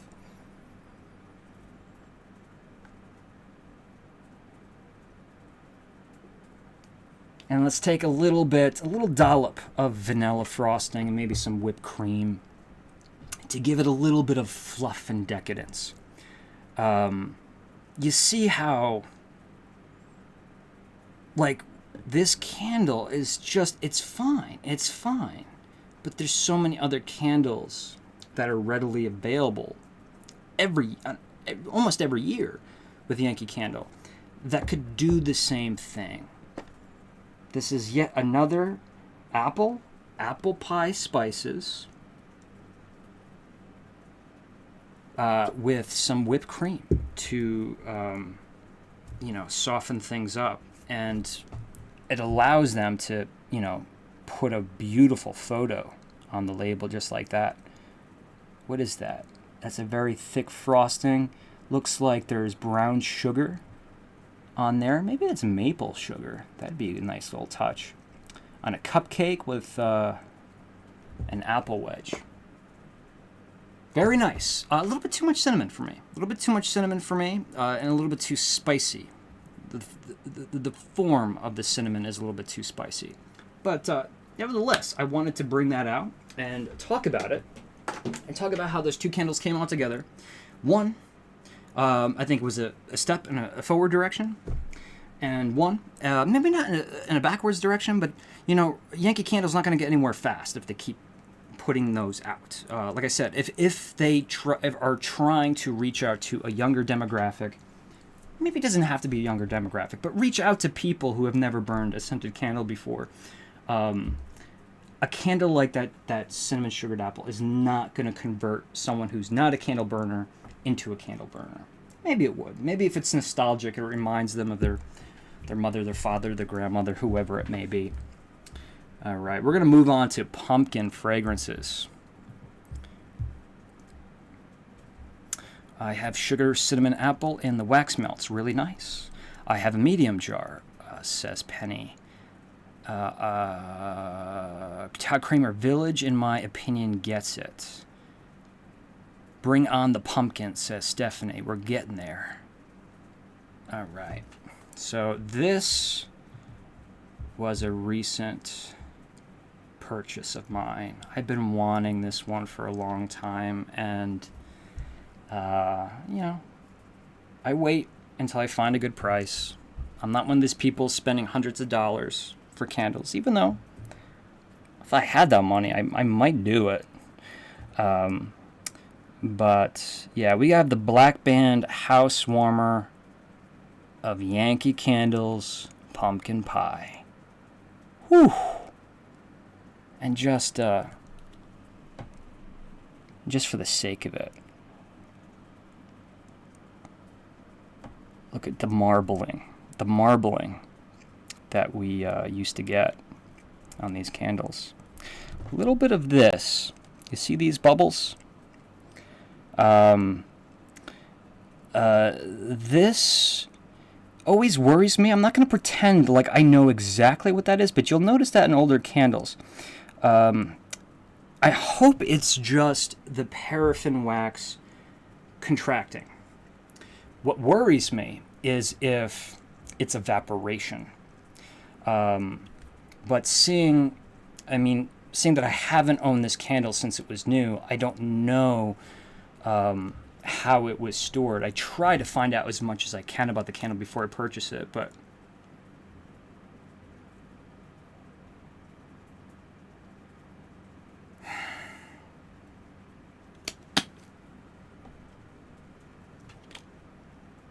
my nose is just being bombarded with spices. It's so shot, but yeah. So this is why, I'll tell you why I think this candle is very important for Yankee Candle to bring back. And they have many times. I smell pumpkin puree in this candle, and it's really authentic. I don't know how, and I don't know why if they could do it then, they can't do it now. This is not that butternut squash I was talking about. I smell real pumpkin in here. Usually when you have a pumpkin theme, it's just Not when you say pumpkin spice, they're talking about, yes, the pumpkin spice, not spiced pumpkin. Right? It's two different things. Pumpkin spice, just like apple pie spice, or I should say pumpkin spices really should be called pumpkin pie spice. Cinnamon, nutmeg, ginger, and you can put anything you want in there. Sometimes there's clove and five spice. But I'm really getting that roasted, not roasted, the pumpkin puree. I used to give it to my dogs, so I'm very familiar with that smell. It's lightly sweet, and it just has that cold pumpkin gourd experience. You know, when you carve the pumpkin, the jack-o'-lantern on Halloween, you cut it open, and you left the pumpkin out in the front porch, right? So, like, the pumpkin may on the outside be warm, but it's frozen on the inside. So you open it up, and it's like you're opening up this tomb, this pumpkin tomb, because inside this aroma, this icy cold aroma of raw pumpkin innards, pumpkin seeds comes out. But we do have a significant amount of baking spices that very much balanced with sweetness. So in order to take the spices from here to here, it's not really taking it from here to here. What it's doing is you got to take, for this to be, if this is too much spice for you, what you need to do is take the sweetness and you bring it up here. You just knock it off center. You add enough sweetness that it cuts the the spiciness, and that's what's happening in this situation. It's sweetness in the form of brown sugar, sweetness in the form of perhaps even honey and molasses, and sweet as in whipped cream. Really a very authentic whipped cream at that. And I do smell the pastry note. It's not big, but then again, this candle is quite old. This is 2003. So a little bit of the pastry. So all in all, this is not explosively powerful. You know how I feel about that. I'm okay with that. But I wonder if it was one day, or when it was originally poured. It's not explosively powerful, but it's balanced really nicely. But the best thing I have to say about it, authenticity and complexity, right? Because it's not just authentic in a few ways. It's authentic in many ways. Yankee Candle's pumpkin pie. Honestly, if they could bring this back and just perfect it, maybe make it a little bit more potent for those who really like their big pumpkin pie monsters. Or if they make this a little powerful, this would be the hot ticket on the bill. It's so shocking to me when people say to me that, like, where's the perfect pumpkin pie candle? It was made 25 years ago. Like, I mean, I suppose a lot of people not like me are buying old candles, but it's not like it hasn't been done. I don't know if they just have to abide by, certain additives that they can't use anymore, certain fragrance oils that maybe are toxic, they can't use them anymore. I don't know what the deal is, but Yankee Candle in its, the golden age of Yankee Candle was making things like this.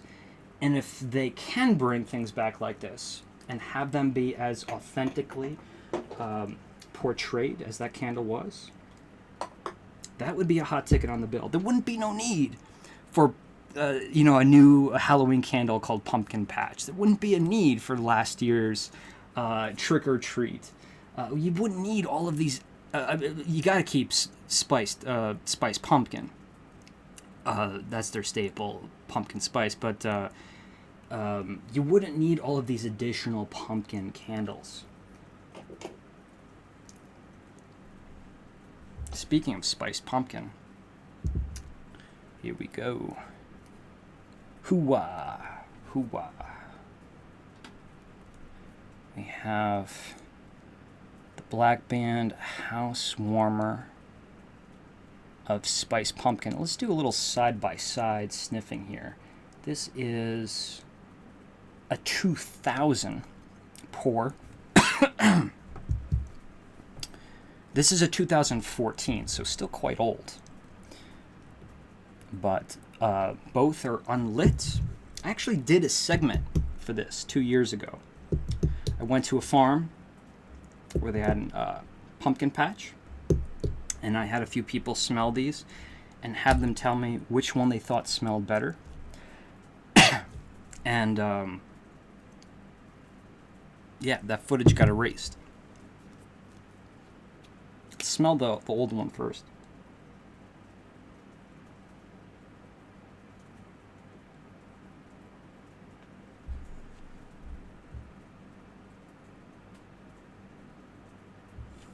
This is interesting. What is it? I don't want to say butternut squash again because it's not. What's something else other than butternut squash? Like something in that category.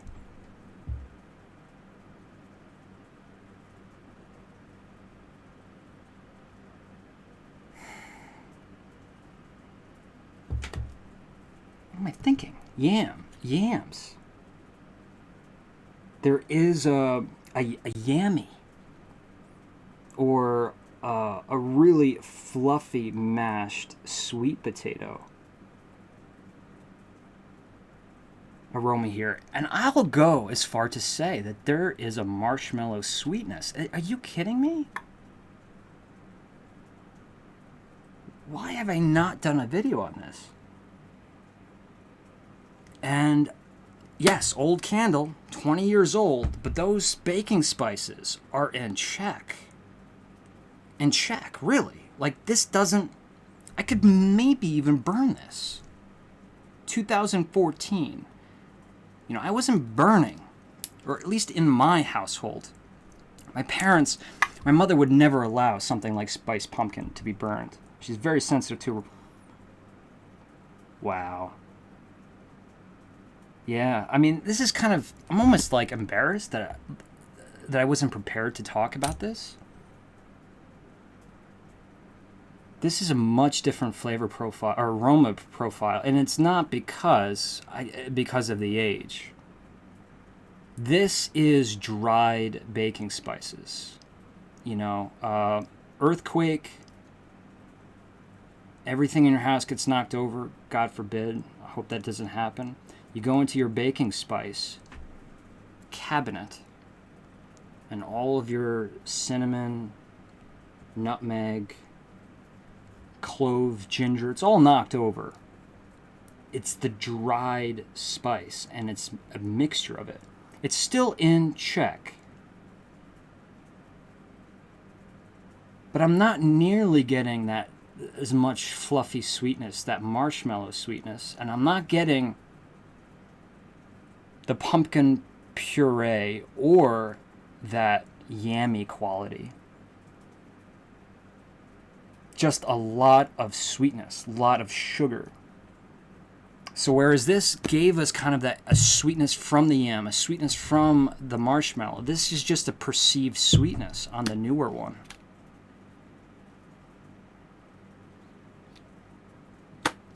I don't know. Is that supposed to...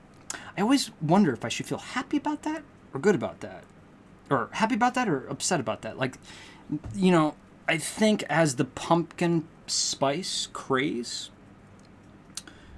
grew, this kind of followed in its path, the more contemporary version. I don't have one that's like I mean, this is 14, it's pretty old. I don't have one that's more contemporary than this, I don't think. But, and this has a big lemon curd. I said that with a disgusting face. I didn't mean to, because it's a good thing. It has this lemon curd, lemon tart pastry. This smells like a pumpkin spice lemon tart pastry with a good amount of nutmeg, maybe more nutmeg than in here. See, going back to this is so powerful. Going back to this is why you have to do it in order of intensity, because going back, I'm really smelling a lot of paraffin wax.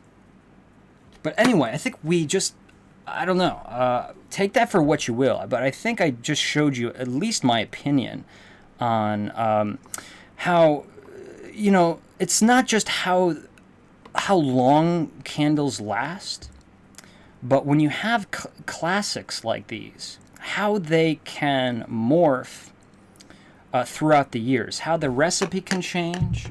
You know, I'm always saying witch's brew every year, progressively a little bit sweeter, a little bit sweeter, a little bit sweeter, a little bit sweeter. They're trying to cater to the people who cannot stand patchouli. They're really trying to hamper the patchouli by adding a little bit more of a root beer and the cinnamon, licorice roots, and a cola. It's not cola, but to me it smells like cola too, witch's brew. Just to make it more, I would say, not palatable, but something that everyone can enjoy. Because we all know that you rather hate or love witch's brew. And then came Leslie Pethy-Bridge. Leslie, thank you so much. Happy Memorial Day, Shane. Can't wait till you get out on the road again.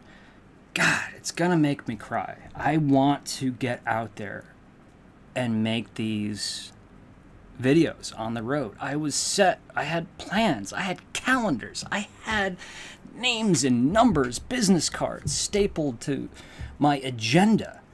And I would say that, oh yeah, I just reschedule all of those videos I was going to be making during these past few months.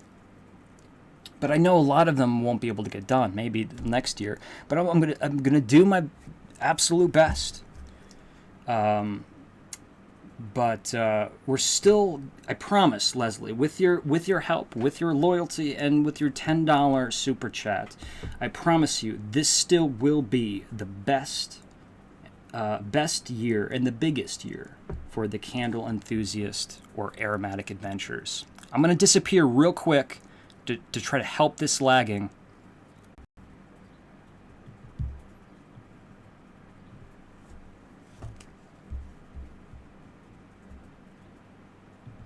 Okay. Hopefully we're back now, up and running.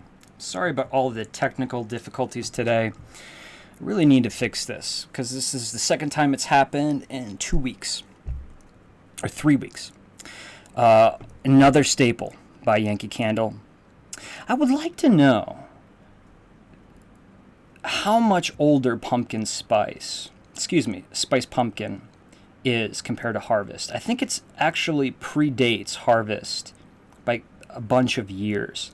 However, maybe this is just me, but I always group spice pumpkin and harvest together. I mean, like, as in they're like brother and sister candles, like they belong together. They even make a swirl of this candle, or they did, and it was called Pumpkin Patch, not to be confused with the 2020 release of Pumpkin Patch, but it was a blend of these two fragrances. But beautiful golden corn colored wax, again, this crystallization, the marbling. What is that? What is it? How does that happen? I don't know what it is, but I loved examining the wax back in these days. This is another 2014. So harvest, to me, although it plays by a lot of the same principles as spice pumpkin. Excuse the hair, guys.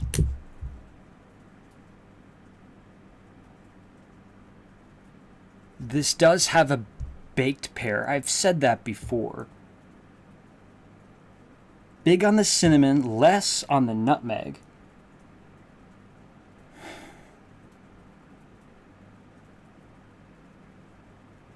And I'm gonna say butternut squash because I don't really have another way of putting it, but there's a savoriness that we would find in a butternut squash and a sweetness if it was roasted and it had that honey or molasses on it, that what it does, that aroma kind of fills in. Whoa. Oh, I'm pointing it to the wrong camera. What it does is it kind of, at least for me, that sweetness, the whatever that savory, gourd, roasted honey thing is, it kind of makes me feel like I'm smelling the corn on the label. And I think that is the point. So although this would be super fun if it smelled like corn stalks, haunted corn maze, hayride,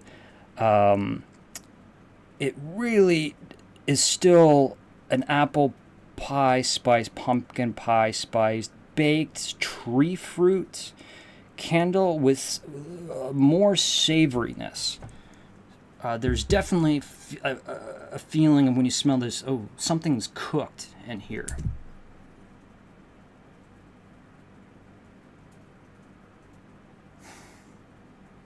My nose is just so desensitized to the baking spices. I've done a lot of candles before, smelled them, but I think the baking spices are getting to me. All right, here's one that you all love. Apple pumpkin. It's amazing that something like this did not... This is still somewhat of a contemporary candle. I mean, this is a 2014. It was released before that. Oh, look at that. That's not the original label or lid. How did that happen? What that is, that's a, you know, when you get your Yankees shipped, sometimes the dye and the fragrance oils kind of spill and stain the lid. Ooh, but that is good. It's been a long time since I've smelled a lot of these, because I'm always traveling in the fall.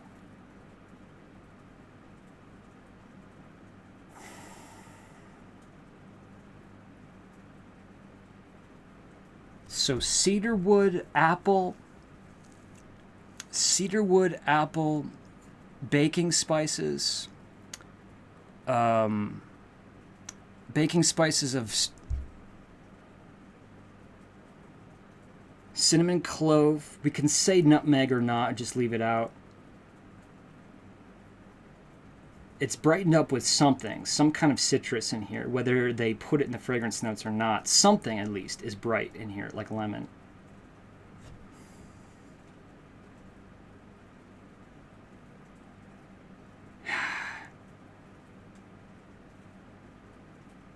And cedar, but I want to say something else, another component of a coniferous tree in here. You know what? I'm going to look at the fragrance notes. Why not? You guys don't mind, right? Apple, pumpkin. Top notes: apple, yellow fruits. What does that mean? Yellow fruits?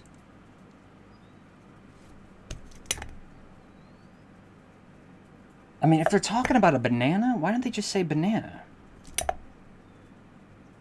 Because I actually can see if there was banana in here. Okay, so let me start over. Apple, yellow fruits, orange, fresh greens, butter, baked pumpkin, red fruits, cinnamon, clove, nutmeg, fresh ginger, vanilla, caramelized sugar, baked pie crust cream, and musk. They do not make fragrance notes like that anymore. That is a lot of notes.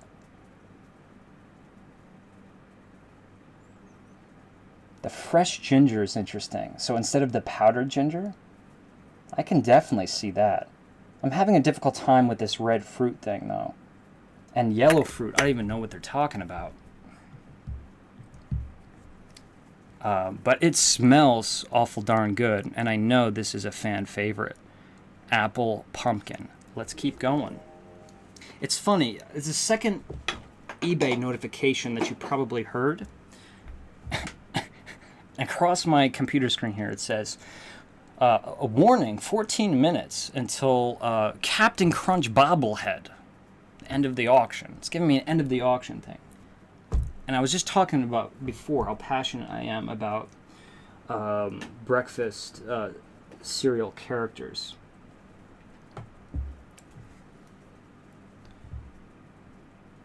Oh, and I won, by the way. Actually, I didn't. I'm just kidding. So this actually was in the same collection as the cinnamon, the cinnamon apple sugar, the poached pear flambe, and this one, luscious pumpkin trifle. Let's go back down here. Yeah, you know, I think Yankees stepped away from it. I'm interested to see what they did. What they're going to do this year. Because last year we had the farmers market collection. It was very rustic, and it did have that New England feel. But for a while there, Yankee was getting very, very glamorous. You know, this looks like a display room. You know, at like Macy's City. On 34th Street, in New York. You know, like it looks really fancy. This is not. Maybe a fancy bakery in New England, but definitely stepping away from the rustic aesthetics.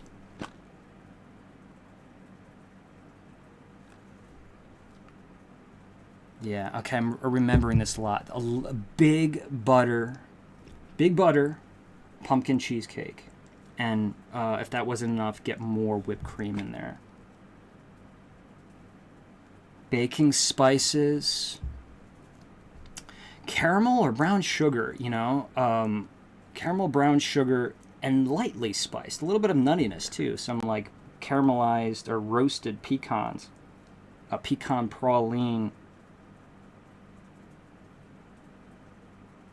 It's actually nice. Not that I'm acting surprised, but, this wasn't a big year for me. The 2018s, but maybe this is why you got to revisit them. It's very creamy, and if you don't like cream cheese, not cream cheese, cheesecake. Did I say cream cheese before? Cheesecake. If you don't like cheesecake, that's fine. I just mean that the dairy richness. Just think of whipped cream. It's really potent. And it's got like this graham cracker crust. Like graham cracker, yeah, so cinnamon, and it's got like the honey, like the Teddy Graham. Very friendly candle for a pumpkin spice. Luscious pumpkin trifle. Yeah. You know what? I might have to put this on the schedule for this year. Gotta burn this one. Alright, where do we stand? We're doing good, guys. We're doing good. I know it's running long. But where are we going? I'm not going anywhere. Alright, another repaired earthquake candle. Now this is just a very, very ordinary candle I purchased probably in 2012, 2013 at a Home Goods. Not TJ Maxx. It actually was Home Goods. But I remember buying it, burning it, and then my brother was burning a lot of Yankee candles at the time as well. And I called them to be like, they have this at Home Goods. It was a small jar, but it was very affordable. And he's like, I was like, going to tell him to buy it. And he's like, no, I did. I went to my Home Goods and I bought one too, and I love it. It's called Apple and Pumpkin Picking, and I've literally haven't smelled this probably since I moved back from California, which means this lid has been closed and all of that aroma, that fragrance has been just hiding in there for 4 years.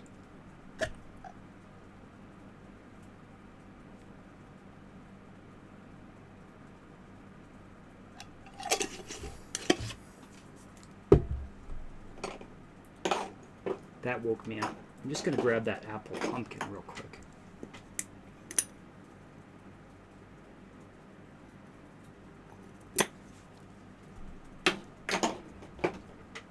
It's close enough to apple pumpkin.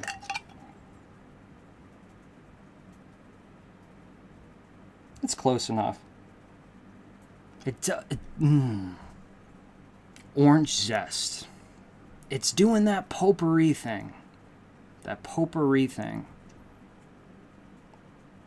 Aunt Margie, if you're watching, there's always a chance, right? My Aunt Margie, if she's watching, or any of my cousins, go to her house certain times of the year, and she'd be burning Yankee candles.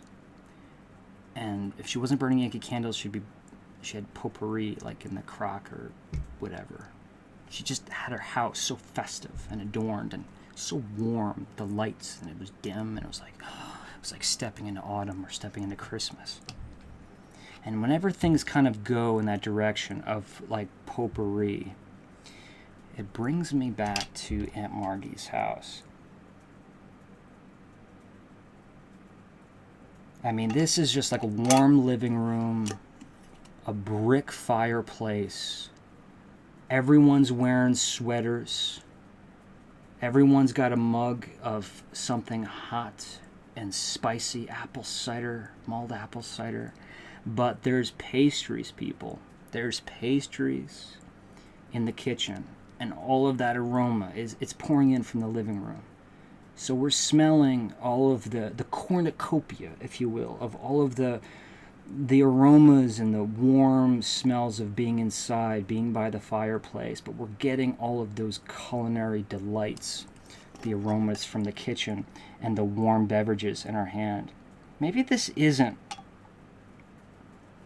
so much apple pumpkin. There's a little bit more of a sweet pastry thing here. It's like if you took that pumpkin apple or apple pumpkin and you threw in some of that luscious pumpkin trifle, because there's a creamy, decadent, very sweet in a cinnamon sugar kind of way, or excuse me, cinnamon sugar we could say, but I meant brown sugar.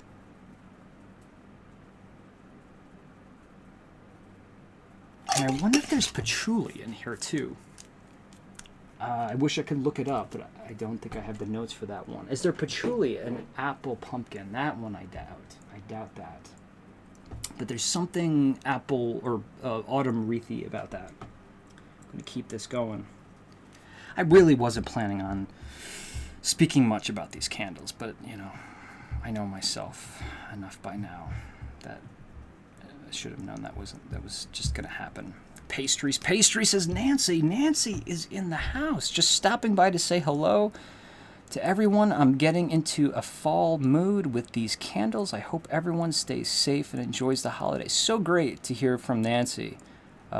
Nancy is old friend. She's not old. She's an old friend of the Candle Enthusiast, literally with us from day one.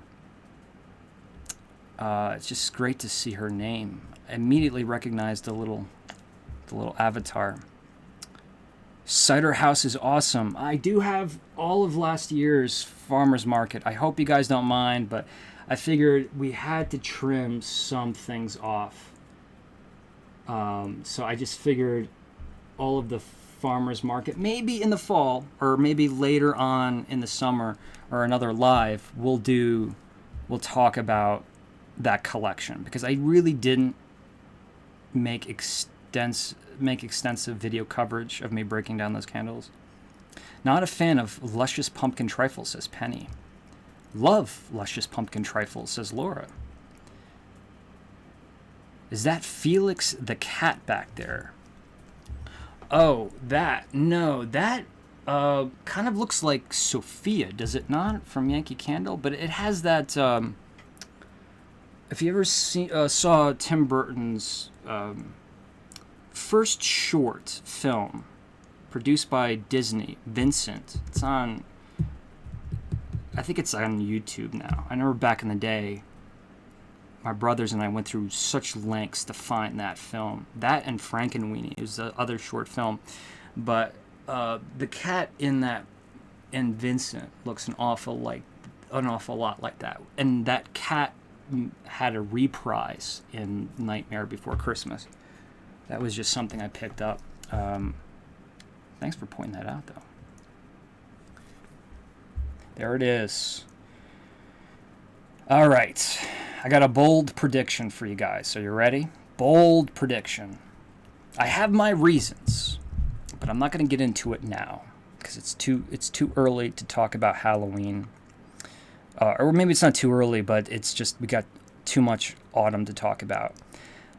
I have a theory that this year's pumpkin patch, the new candle with the old name, that's going to be new for Halloween 2020, Yankee Candle, I have a feeling, and I said I have my reasons, and I'll go into it later, that it's going to be not a repackage. Yankee Candle, I can think of maybe 1 or 2, 3 repackages Yankee Candle has done, and they've done it for a reason. Whether they had to change the name or the name wasn't relevant anymore, or, one was a limited edition candle and then they brought that limited edition candle into all the retail shops. They don't repackage, but I think it's going to be a very similar constructed candle as Pumpkin Wreath, which was a candle that was retired several years ago, but was readily available in outlets. And for the semi-annual sale, maybe it was a semi-annual sale, or maybe it was just outlets, they did a they did the white sticker, non-outlet label 2019 pour of Pumpkin Wreath. But that's not what this is. This is a 2014. And I'm going to give it a sniff. This is the one, for me, that smells like Captain Crunch. Oh my God. Please, guys. Please. If you have this on the shelf, if anyone has this on the shelf, please pick it up. Smell it. Tell me if you smell Captain Crunch and put it in the comments or the chat section right here, just so I don't feel like a raving lunatic. This smells exactly like Captain Crunch. And no crunch berry action. We're talking about the golden pellets, the little nuggets that rip up the roof of your mouth. I don't know what's in that stuff, but that is going to be the savory component. We talked about butternut squash. We talked about roasted pumpkin. We talked about pumpkin puree. We talked about yams. We talked about things that caramelized on those things, like marshmallows and molasses and honey. The savory component in this pumpkin wreath candle, I'm not saying that Yankee Candle is putting Captain Crunch on the fragrance notes, but whatever it is, it smells remarkably like Captain Crunch. But of course, we have the usual suspects: the cinnamon, the nutmeg, the ginger, clove, pumpkin pie spice, butter and salt for days, and some hay. What is the hay? What is the hay? Is it wood? Is it cedar wood? I think it's cedar wood, right? It's a wreath, so that would kind of make sense. There's a cedar wood. Yeah, I'm happy with that. And there's a nuttiness, acorn nuttiness. That could be from the wood. That could be from the Captain Crunch thing. But pumpkin wreath. This is one of Doug's from Spooky Villages and Hauling Wax. This is one of his favorite Yankees during the autumn season. So if you ever want to buy him a gift, hunt one of these down and give it to him. I'm going to drink some water. I've just kind of forfeited the idea that this is going to be a fast video. I just can't. I need to slow it down. And these people, I don't mean to say these people, the people who watch this later on, and they're like, man, come on, let's move it along. Just push the button. It skips, your keys, it pushes at 5, 10, 15 seconds. You can skim through a lot of this stuff. Go easy on me. We're going live. The people, not you here now, the people watching this later. My hair. I'm going to say it one more time. How do I get a haircut? where do I go? Like, my sister-in-law can cut hair. Not that I would allow her. I hope she's not watching. But, she lives in California. I can't go to California. The hairstylist, yes, I have a hairstylist. She styles my hair. I don't go to the barber shop. Well, they've been out of work for a long time. And I just have, I don't know. I can do Gene Wilder. I can do, I'm going off on a rant here, but this is a problem I have. I can do like Flat Top from Dick Tracy. Just gotta flatten it. Well, let me see if I do the Gene Wilder. I'm sorry. This is where I lose the subscribers. When I make decisions like this. Tell me right now. If I had a hat that it wouldn't be a Willy Wonka hair. Like, that's Willy Wonka's hair. Willy Wonka? Did I just say Willy Wonka? Willy Wonka's hair. But, check this out. We want to go from Willy Wonka to Young Frankenstein? That's not a problem. It didn't work as good as I thought it would. It's just a little bit more crazy in Young Frankenstein. And I want to say one of my favorite quotes from Young Frankenstein, but it's not polite. Maybe I should just have it a little bit more like that. Like David Grohl style. Can I pull that off? I feel like I would need to sit like this and have... I look like Jack White. Not that Jack White's a bad-looking guy, but it's not something I can pull off. If you don't know this already, I have an insecurity about my hair, and it's very long. I need a haircut. All right, let's get back to it. Pumpkin. I'm losing my mind. Come back to earth, Shane. Country Kitchen. Pumpkin. That's it. That's the name. Pumpkin. And this was a 2013 white label. I still think it was outlet exclusive. Let's see what this smells like. I can't remember. You think I burned this anytime recently?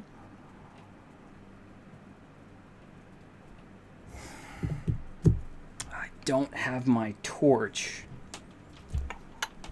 I have a creme brulee torch that I use to just sometimes flash melt some of these. What else can I do?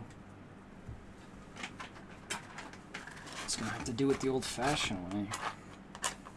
I'm just not getting any aroma, but before I condemn it, I don't recommend you do this.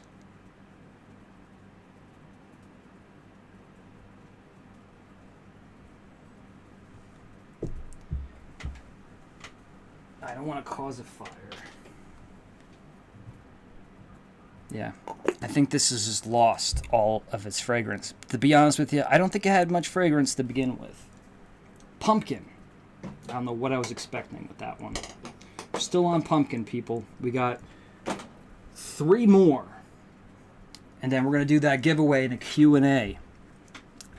But I am going to try to get a little bit more serious here because we're coming up on 3 interesting ones. Moonbeams on pumpkin.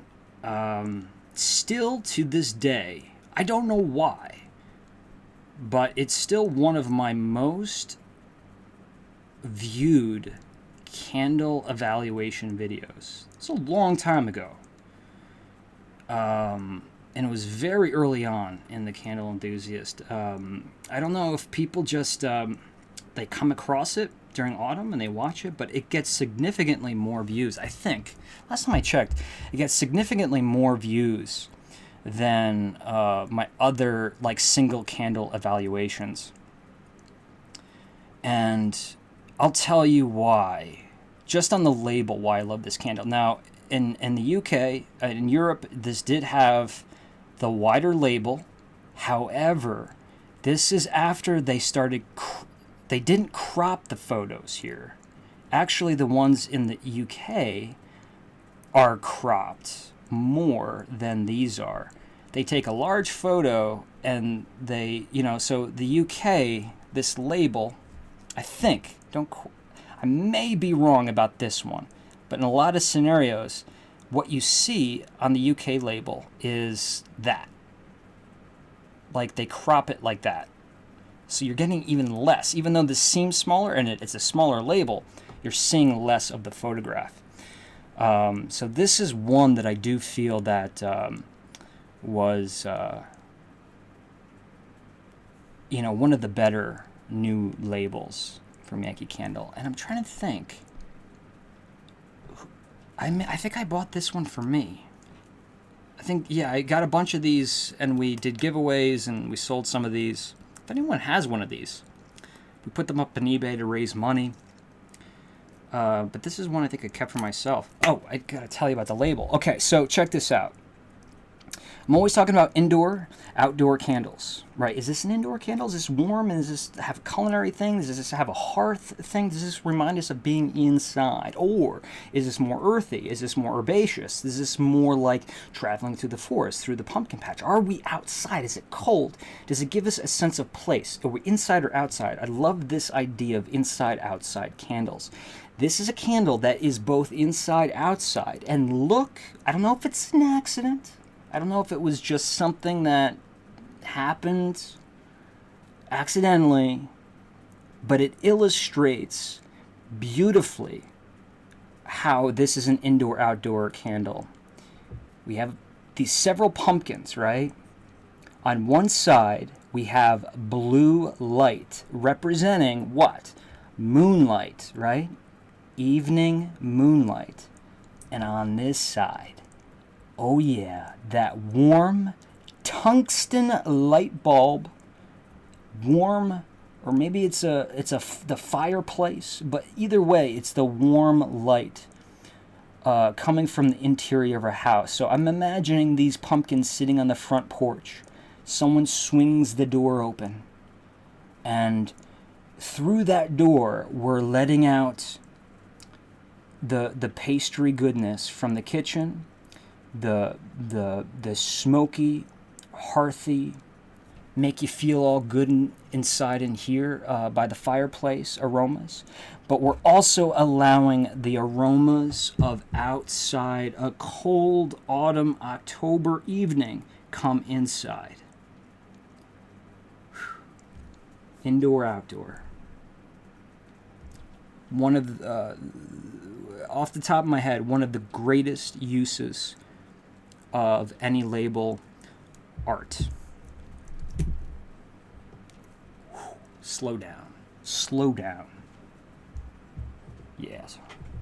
I'm starting to act a little bit like my brother, and that's when I know that I'm getting exhausted. This smells like a pumpkin bread muffin with, seriously, I'm acting silly, but hear me out.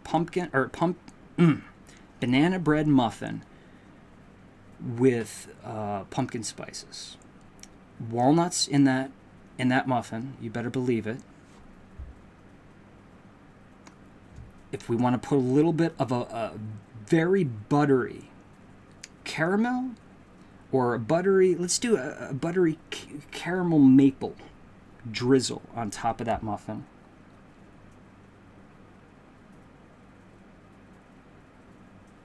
We have our baking spices. We don't need to go there.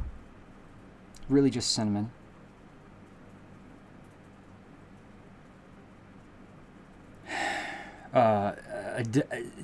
Some of this decadent cream that's coming through. Small stuff here that I'm saying now, but it's worth mentioning.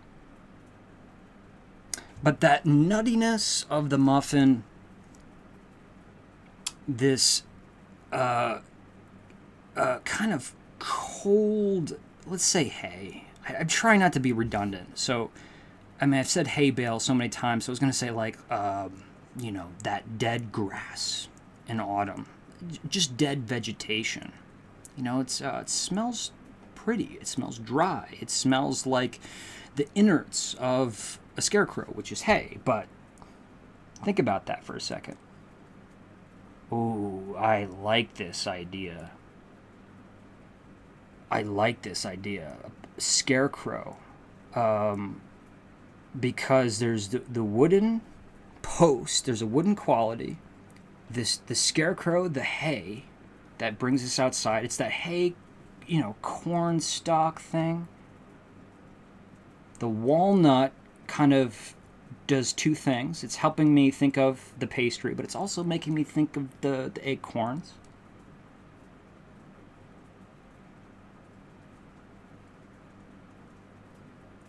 If there was a little bit of like a warm fabric smell here, we really could complete this scarecrow idea. Like the scarecrow's got the flannel, it's got a little bit of the residue of like fabric softener or cologne on it. The hay, the wooden post. So outdoor, indoor candles, I'll be honest, have to be honest, coming back to this, it's been a long time since I smelled this candle. Well, a year. Right now, this one in particular, this is a retail, is showing more of the pastry side. Or at least that's what my nose is doing. My nose, you have to keep in mind, I can't, I'm trying to do like a Rain Man right now and count all the candles I've smelled. But it's over 2 dozen.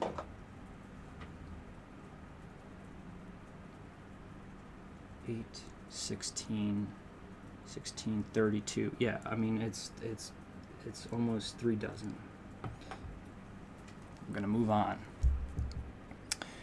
So another year that we're gonna do this giveaway, guys. We're gonna do this giveaway and Q&A. I'm not gonna give up on you. Sugared pumpkin swirl. I was actually a fan of this one. As was, I think, Anthony from Candle Cafe was too. I mean, really just getting into a lot of, I'm repeating myself, a maple walnut cream cheese. It's amazing how those are like the descriptors I used way back when I evaluated this, but as soon as I smell it, it comes right back to me. The maple walnut cream cheese. And when you're, cream cheese frosting, because that, if I just say cream cheese, you're gonna be like, ugh. But I used to get like maple, or not maple, but walnut cream cheese on my bagels from Brooklyn. We got our baking spices. We got a cakey yellow cake.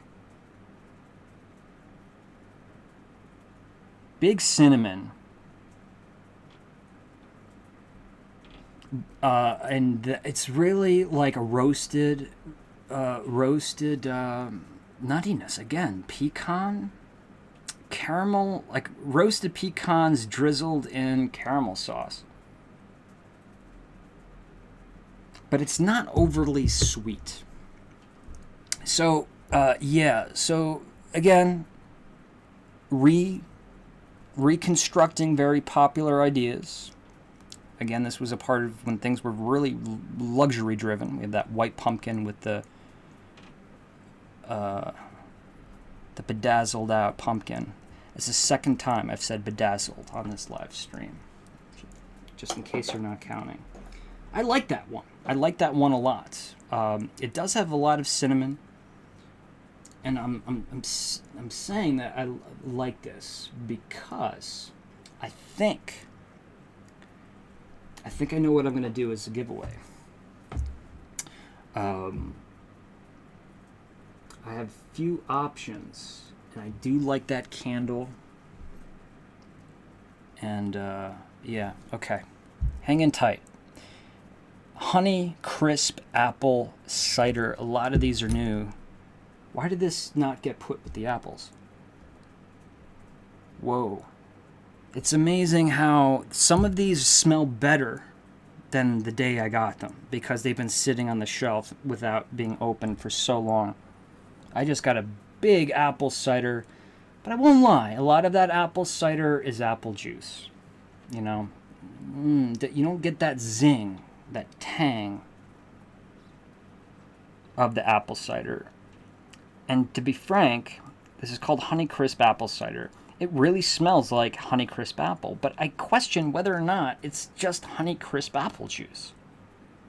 The only thing that gives me I do like this candle. I really do. But I remember having difficulties when I first smelled it too, kind of justifying it.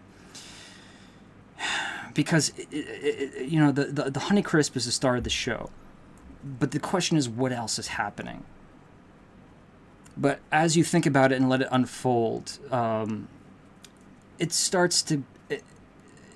I think that it is an interesting, bold take. I just think it would be more bold if it was balanced a bit more. There is a wooden component that's very common in apple fragrances that makes you think of apple stems, apple orchards, apple crates, apple barrels, you name it. Or the barn where they make the apple cider. So it brings you into this rustic New England barn setting.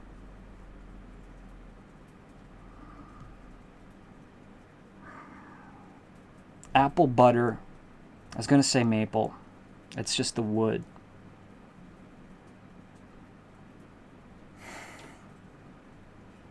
I wish I had the fragrance notes on that. I really like it. There's a little bit of a caramel component there that kind of makes it feel like it's a caramel covered apple. I feel like this is so close. It's so close to being something super special. Is anybody with me? Now, to be clear, I like this a lot. I sometimes am overly dramatic where I make it sound like I don't like the candle I'm talking about. But my point is, I think that it could be something really special. Moonbeams on Pumpkins is one of my favorite all time, says Nancy. The lighting on Moonbeams on Pumpkins right now. I'm lighting my Moonbeams on Pumpkins right now, says Nancy. That's awesome. Prescott Henry. One of us here, the guy broke out the scissors and gave himself a hair trim. Did not nick either ear. That's interesting. Who's this guy? Desperate measure for desperate times. Thank you for sharing that. Oh my goodness, these are all my fall favorites. This is great. Salted caramel, you mentioned it today. Did you review it today? I did not review it today. Salted caramel, honestly, that could go into Phase 3 autumn, like post-Halloween. I wouldn't put it there. The only reason I would put it there is that it was released with caramel pecan pie and whoopie pie. Those three candles came out this as not as a trio, but they came out together. The three pies. So yeah, I mean, as a collection is concerned, it does belong in autumn Phase 3. So maybe I will talk about that soon. But it's if you haven't burned it, think of butterscotch, toffee, caramel, melt it together, add some butter, get that coarse sea salt on there. It's really good. It's a great candle to burn to enhance something else. I had a Bavarian pretzel candle. It was a World Journeys candle, Yankee Candle, that I burned. And it wasn't really intense. But there's something about the salted pretzel and that salted caramel. That really would have gone well together. I don't know if they do caramel-covered pretzels, but I wonder if it would have worked kind of like a chocolate-covered pretzel or a caramel-covered wafer, like a Twix. That perfect combination of the salty caramel on the wafer inside the Twix. All right, folks. That is going to do it. There's a bunch that I left out. Let me see if I can show you real quick. So this is my autumn shelf right here. I apologize for the mess. So you can see a lot of autumn Phase 3 here. Autumn Phase 2 is Halloween, so it's down there. But I left a lot of stuff out too that we could have talked about today, but since Autumn Phase 1 is bigger than Autumn Phase 3, I will just add them whenever we talk about autumn next. Christmas is on top, and fruit and miscellaneous. This is all of the candles that we talked about today, guys. I just smelled all of that. Do you smell that many candles when you go to Yankee Candle? I don't have a headache. I just... Ooh, that's a better angle. Why haven't I been doing that? I'm getting really lackadaisical here with this live. People are like, hurry it up, Shane. I gotta go eat dinner. Dinner? It's 7 o'clock. Let's do this Q&A. If you guys are still with me, you are troopers.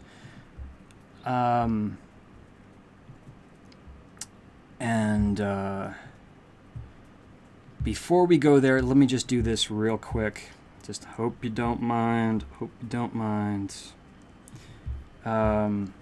One is I want to show you.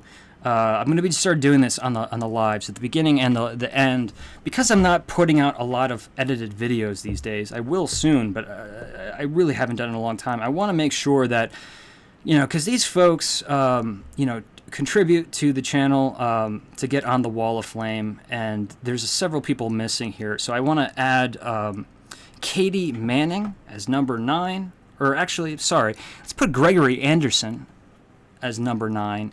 And Katie Manning, number 10. I have to update this clip art here, but I want to make sure that I'm fulfilling my promise. This is usually the card that concludes my edited videos, but they haven't had their names displayed in a while. I want to say thank you. And if anyone wants to get their name on the Wall of Flame, whether it's your business, whether it's your your social media handle, whether it's a family name, patreon.com/thecandleenthusiast. Again, that link is going to be found in the description below. But let me show you this. Patreon. So if you go to patreon.com/thecandleenthusiast, it'll bring you to this main page. I don't like really how they have things laid out on the main page. Maybe it looks different. It does look different on the phone. But the way this works is I'm asking on Patreon. I'm seriously asking $1. This is it. And I don't even want you to give me $1 if you can't afford it, if it's just too much of a hassle, or if you don't enjoy the videos, or if you only like candle evaluations and you don't want to see travel videos. I don't even want you to even consider giving, donating or pledging $1. But what I'm trying to say is, if every subscriber that I have donated $1 per month, we would have more than enough money for every video I have in mind for this year. Some things would have to be, the little bit more expensive ones that are on my bucket list that would have to wait till another time. But that's it. $1 a month. I want to remind people that this is where my heart is. This is what I'm truly aspiring to do. The show is the aromatic adventures with the candle enthusiast. Candles and aromatics are obviously tied into the show, but we get out of the studio, into the car, travel to destinations big and small, and just try to have really fun, enthusiastic experiences. So please, if it's something that falls in your budget, and I'm not saying this as a gimmick, I mean it, $1 a month. If you want to do it for 1 month, that's fine. If you want to do it for 6 months, fine. But I'm saying that truly, it's not a bluff. That could really be the difference between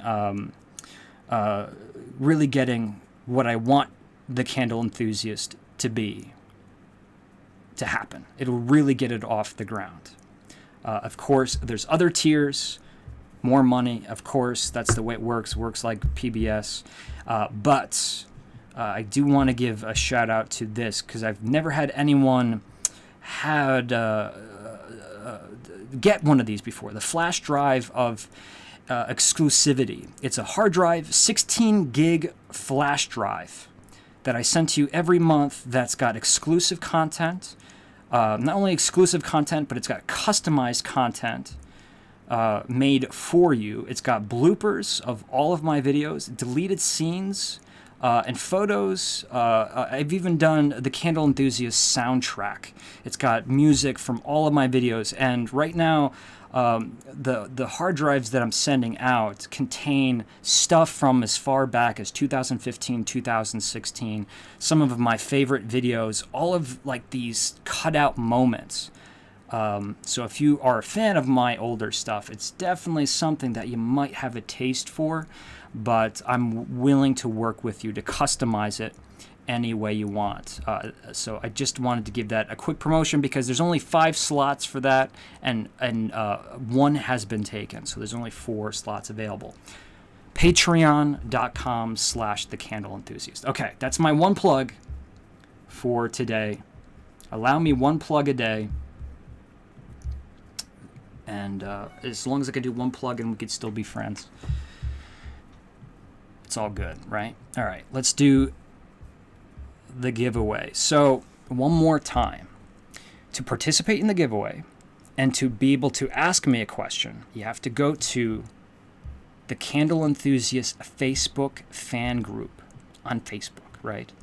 Request to join, answer a few questions. If you're willing and happy to be a family-friendly patron of our group, keep it clean, keep it fun. If you are a nostalgic person like I am and many of the members are of the group, it'd really be something I think you'll enjoy. I thoroughly enjoy it, and it's not about me. It's not like, it's called the fan group, and that's how it started, but it's about a community of people that really has nothing to do with me. It's just that we all have very similar interests, and we kind of a lot of interactions on a daily basis. It's really fun. I never used to go on Facebook, even when I first got Facebook in 2005. I never spent time on Facebook, but I think I go on Facebook about 3 to 5 times a day, just because of the Candle Enthusiast Facebook group. It truly is fun. So go over, request to join, answer those questions, because if you don't answer those questions, you can't get in. Like I said, as long as you don't mind keeping it family friendly, realizing that we have men, women, and children of all age, and you don't mind keeping things PC and very safe and positive, we'd be happy to have you. But every Sunday, I put a post where I allow people, they just put questions for me for the live stream. Questions, comments, and that's where I'm pulling these. And then after I read them all, I'm going to pick one person completely at random. What am I going to give? What is the giveaway going to be? There goes the fan. I think I have a good idea. Let me go grab it.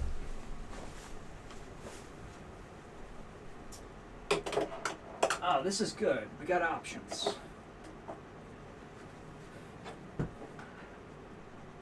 We got options. Now, I would love to send a large size jar, but we all know they're big, they're heavy, they break.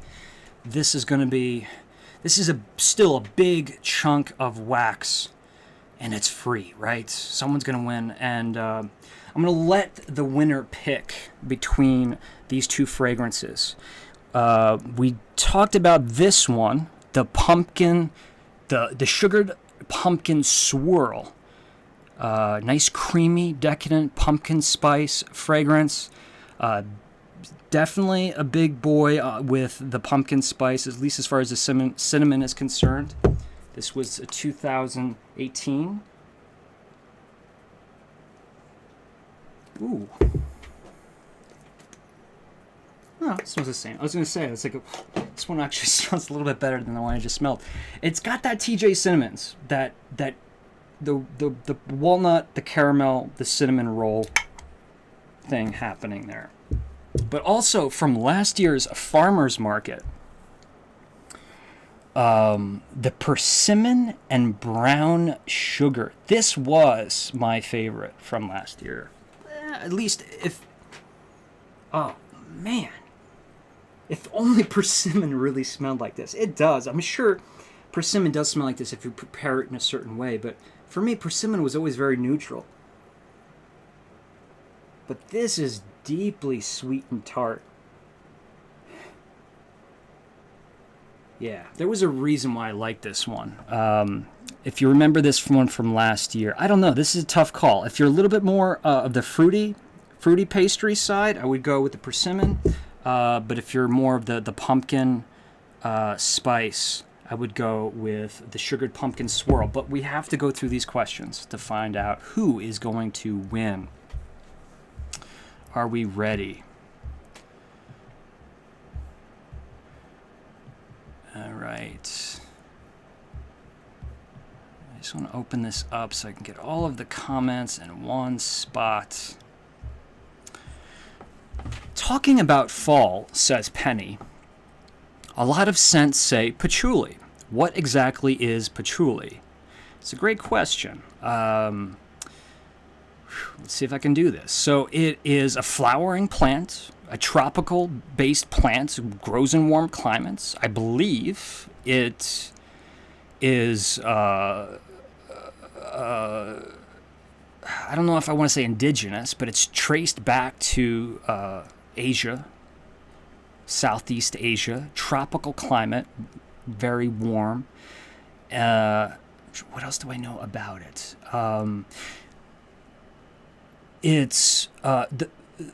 Okay, so in the fragrance world, it's what's used of the patchouli is the leaves. So the essential oil is made through a distillation process. So it makes the oil comes as a distillate, meaning it's all the leaves are put together, and there's a solvent, and you boil the water.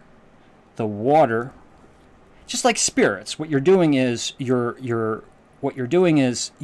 put when you're distilling something, you have the temperature just below the boiling point of water. So the oils from the leaves will turn into vapor, go up the distillation pipe, and then it gets cold, right? It winds down. Some people actually put something cold on it, and then it condenses back into a liquid form. So what you're doing is essentially you're making this porridge of patchouli leaves, extract some of the oils, and turn the oils into vapor, leaving the water behind, and then you have a very small bottle of essential oil that took a lot of leaves. But patchouli is exotic. I think it's the only thing that I could say is exotic.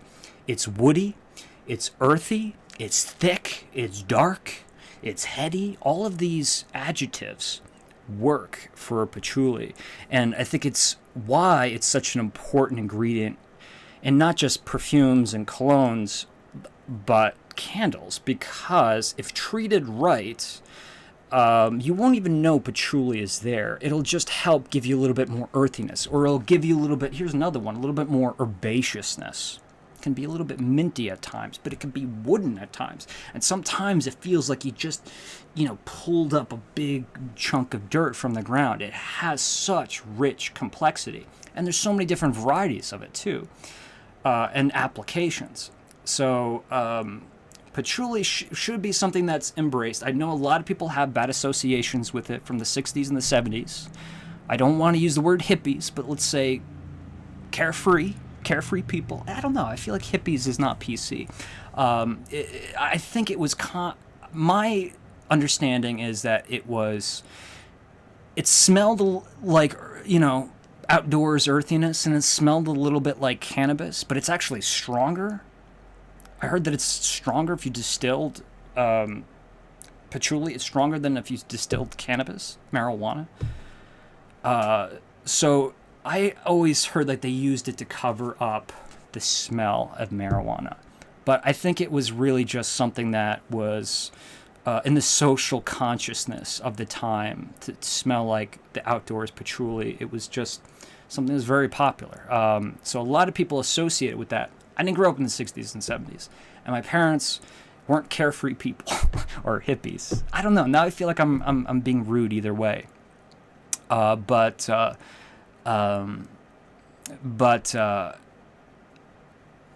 so yeah, patchouli for me was always this mysterious, dark, magical scent that I had no association with. But as the story is told, I'm glad this question came up because I don't think I've ever said this on the channel. As the story is told, Napoleon Bonaparte, right? When he went to not ancient Egypt, when he went to Egypt and purchased cashmeres and silks and really expensive fabrics and goods, right? He used patchouli. Again, this is a story. He used patchouli to freshen up the clothes, because at that time, actually, he didn't use it to freshen up the clothes. I'm getting the story wrong. At the time, patchouli was very inexpensive. It was not a commodity. It had not really spread throughout Europe. It was used as a bug repellent. It was used for medicinal purposes. I'm sure teas and all sorts of balms and stuff like that. But it was not an expensive commodity. So what he did was he wrapped all of his expensive fabrics with patchouli leaves to prevent any kind of bugs, or I'm guessing moths, I don't know, keep them away. But as he traveled through Europe and he was showing these the cashmeres, fabrics and the silk clothing, people smelled this like exotic, heady, powerful, extravagant scent that they never smelled before.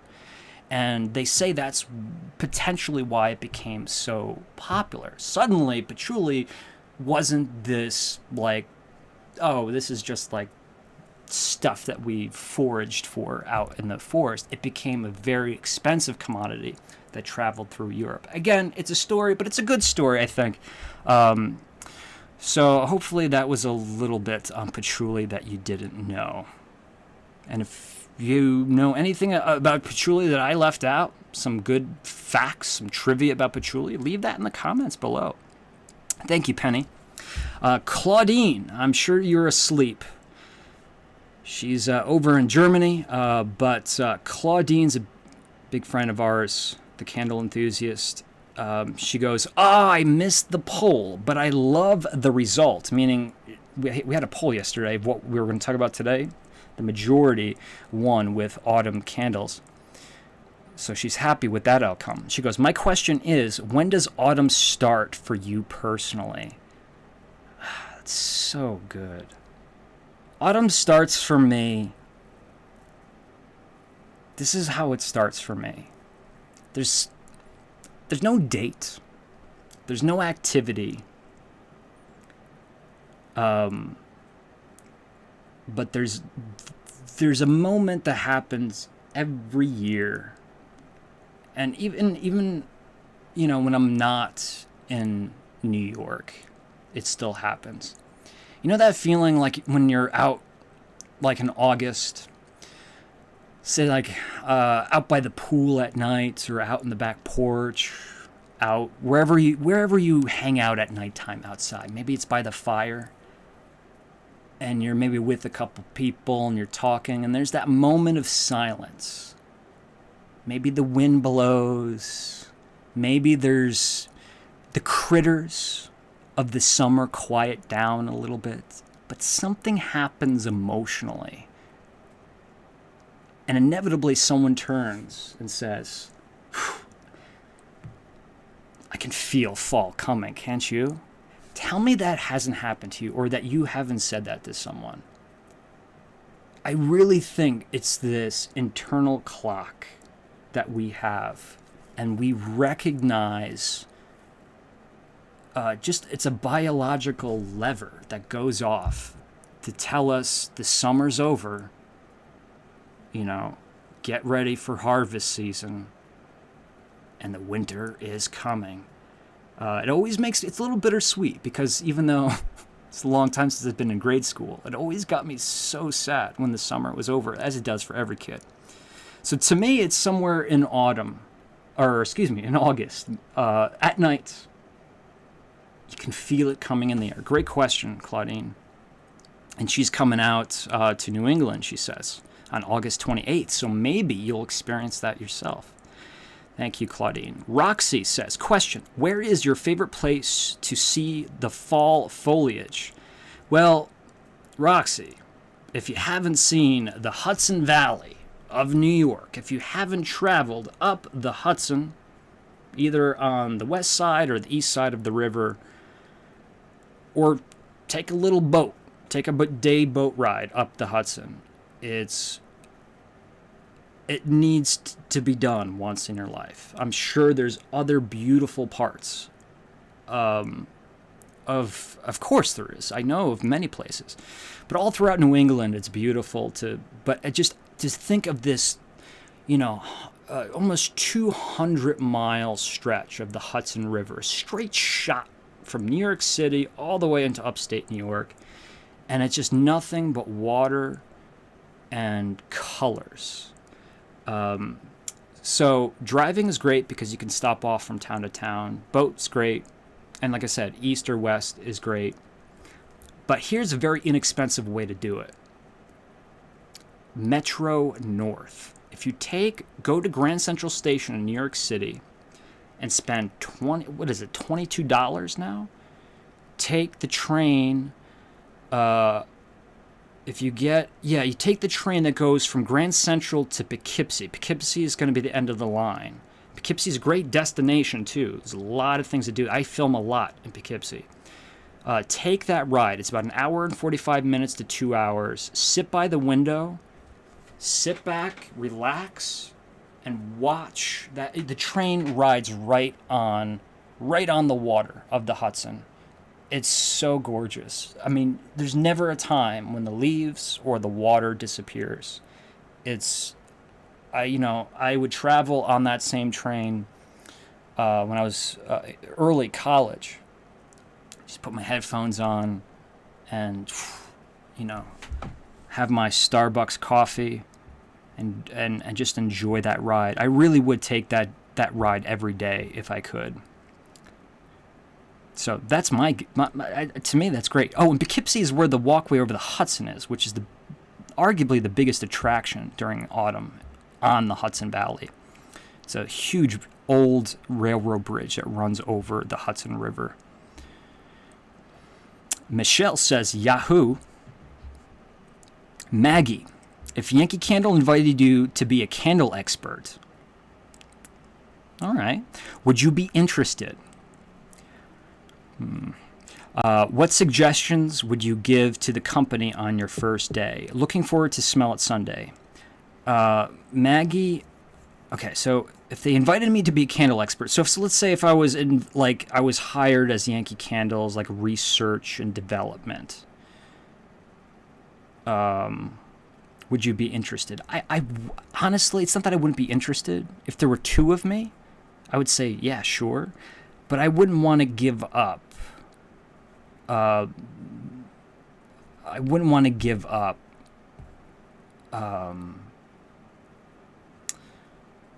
Other artistic endeavors is the only way I can say it. I wouldn't want to give up the artistic endeavors that I get to do with my lifestyle. I get to work on films. I get to work on YouTube videos. I get to use other means of artistic activities to pay my way through the world, and I can really make my own schedule. I have no boss, so I don't know if I'd want to work for a big conglomerate like that. But I'm looking too much into this. So what would your suggestions be to the company? So it's what I said before, but I will repeat it because it bears repeating. That I think the key for the success of Yankee Candle. And look, if it was still a business or a family-owned business, who cares what I have to say? But it's not a family-owned business anymore, right? And, that's why I think it's really important whether you have family attached or a figurehead. And really haven't had that for Yankee Candle in a long time. We have had the CEOs, and I don't want to put anyone down, but it's been a long time that I felt like Yankee Candle has had a very strong heartbeat. And a great mentor of mine always said, it's one heartbeat, all of us. It's one heartbeat, meaning the staff, this group of people. It's one heartbeat. And I think that's important. I want to share that idea, that this mentor, this Jack Cakebread. Jack Cakebread is the founder of Cakebread Cellars in Napa Valley. Opened up in 72. First vintage was a Chardonnay in 1973. But an amazing man, one heartbeat. So getting back to it is that I think the success of Yankee Candle is so deeply emotional. It's emotional. If you're still watching, there's no way on earth, if you've been watching from the beginning to the end of this, there's no way you're still watching if you don't look at candles from an emotional place. Because you would not be able to put up with my mumbo-jumbo talking for hours. There's something about these candles that touch us deeply. We can relate to them. We can personify them. And this is clearly a mission that Michael Kittredge set out to do. There's no debate about it. It's written. There's documented posters. Michael Kittredge, this is my mission. Yankee Candle. I'll show you one. I have pictures. What his mission was. To him, a scented candle wasn't something, oh, I'm going to buy this for me. Like this, I deserve this. I'm going to buy this for me. No. He made candles. I mean, I'm sure he's happy. He would be happy if you bought a candle for yourself. But his idea was a candle should be given to someone. It should be a gift. And if you think about that for a second, it's going to start opening up bigger thoughts.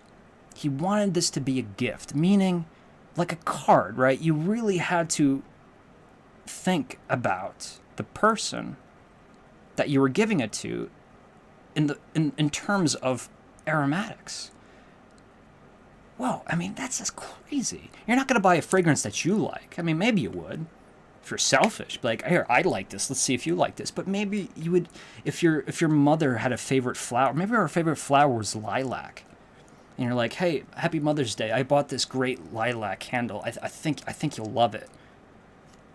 It's so much more emotional, right? When you think of it being given. Maybe I'm making too much of it, but I think emotion is such a big part of Yankee Candle. And I know, I'm sorry. But Bath & Body Works, as much as I love the candles, I don't feel any emotion. And that's okay, because I don't think they're setting out. They never did. They never set out to have this Michael Kittredge emotional, nostalgic thing. They just wanted home fragrances that were authentic and good, and they're just good products, and they are in every way. But it's the feel-good nature of Yankee Candle that's important. Okay, so step 2 is you got to cater to the people who have been loyal to Yankee Candle for years. You have to be loyal to them. If you upset them, you don't give them what they want, they're going to leave. They know what's going on with, people selling off this, companies acquiring this, a conglomerate buys all. They see all that. But they also see the familiar faces of the people who still work for the company, who work in the retail stores, they work at headquarters. The people are still there. So it's not like they got rid of everybody and hired new people. A lot of the people who work at Yankee Candle Village, some of the old-timers, not even old-timers, the president's been there for 20, 22, 23, 24 years.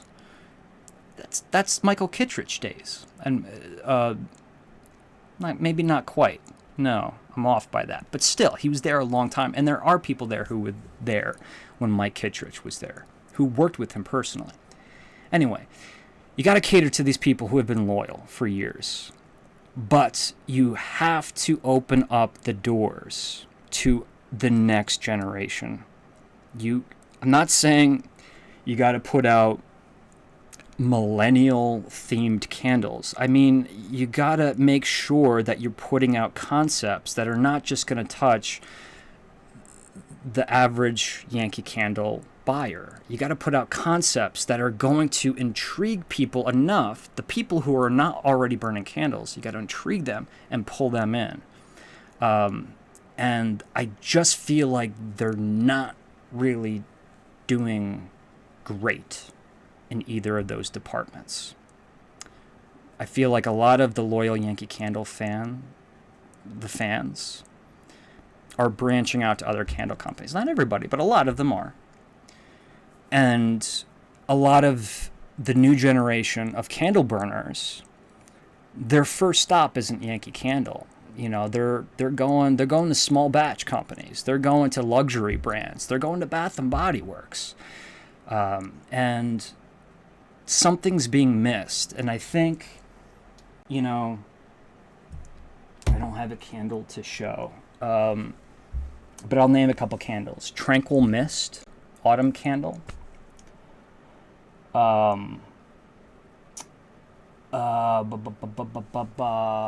Dried Lavender, Farmer's Market Collection. I'm not saying these are bad candles, but are these going to bring in new generation of fans? Enchanted Moon, Halloween candle, promoted. It was on the cover of the Halloween pamphlet. Enchanted Moon. Smells like roses. So, I'm sorry I'm being long-winded about this. I just don't think... They're having a very difficult time deciding who their target audience is. And their target audience is right in front of their face. Don't go for luxury. Don't go for fancy tumblers like Bath and Body Works. You let Bath and Body Works do their thing. They do a great job. Yankee Candle has a very clear mission. If they don't know what it is, go back and read Michael Kittredge's words, because he definitely knew what he was doing. And so does his son. So thank you for that question. I feel like I felt good getting that out. Who asked that question? That was Maggie. Chris, I've never heard you talk about Yankee Candle Mountain Lodge before. What is your opinion of it, and do you consider it a fall, autumn scent?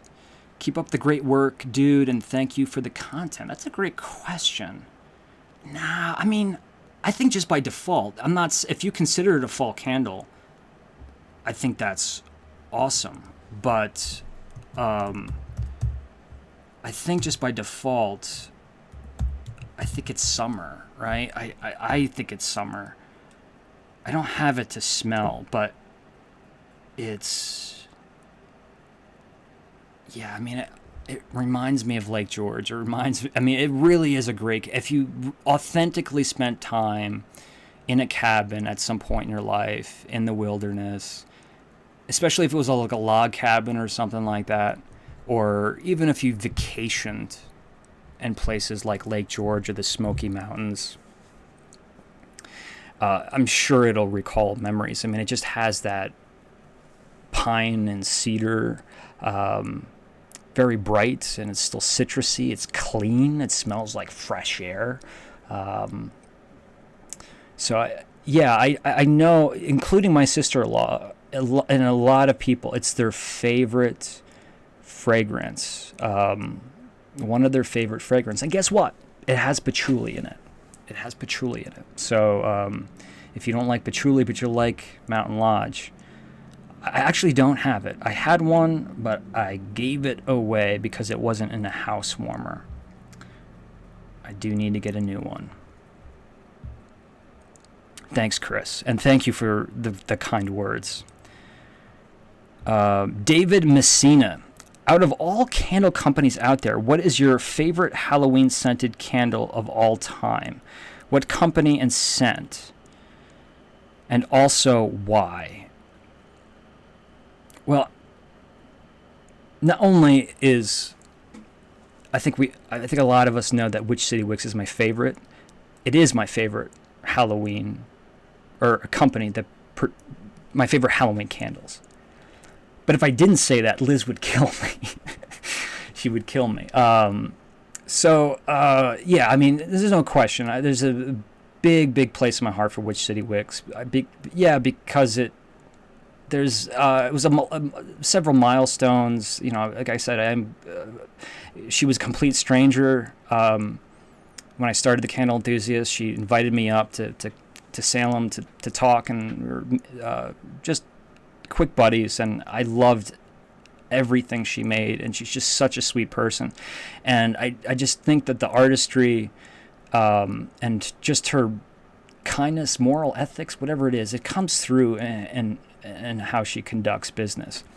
But what is my favorite Halloween candle? I'm so tempted to say Pumpkinhead because it's so darn delicious. But I think the answer that you need is the ultimate Halloween candle. If we're talking about small batch candle companies, and you didn't say small batch candle companies, but whether it's big companies or small, I think that at the very least, if you're hardcore about Halloween, you need to don't even worry about what it smells like. Don't worry about smelling it in person. Just go when it's available, go get it and buy it. You know, if you really don't like it, there's somebody who will, so just give it as a gift. But it's truly become the ultimate Halloween candle. All Hallows Eve by Witch City Wicks, based out of Salem, Massachusetts. It's hard to get it.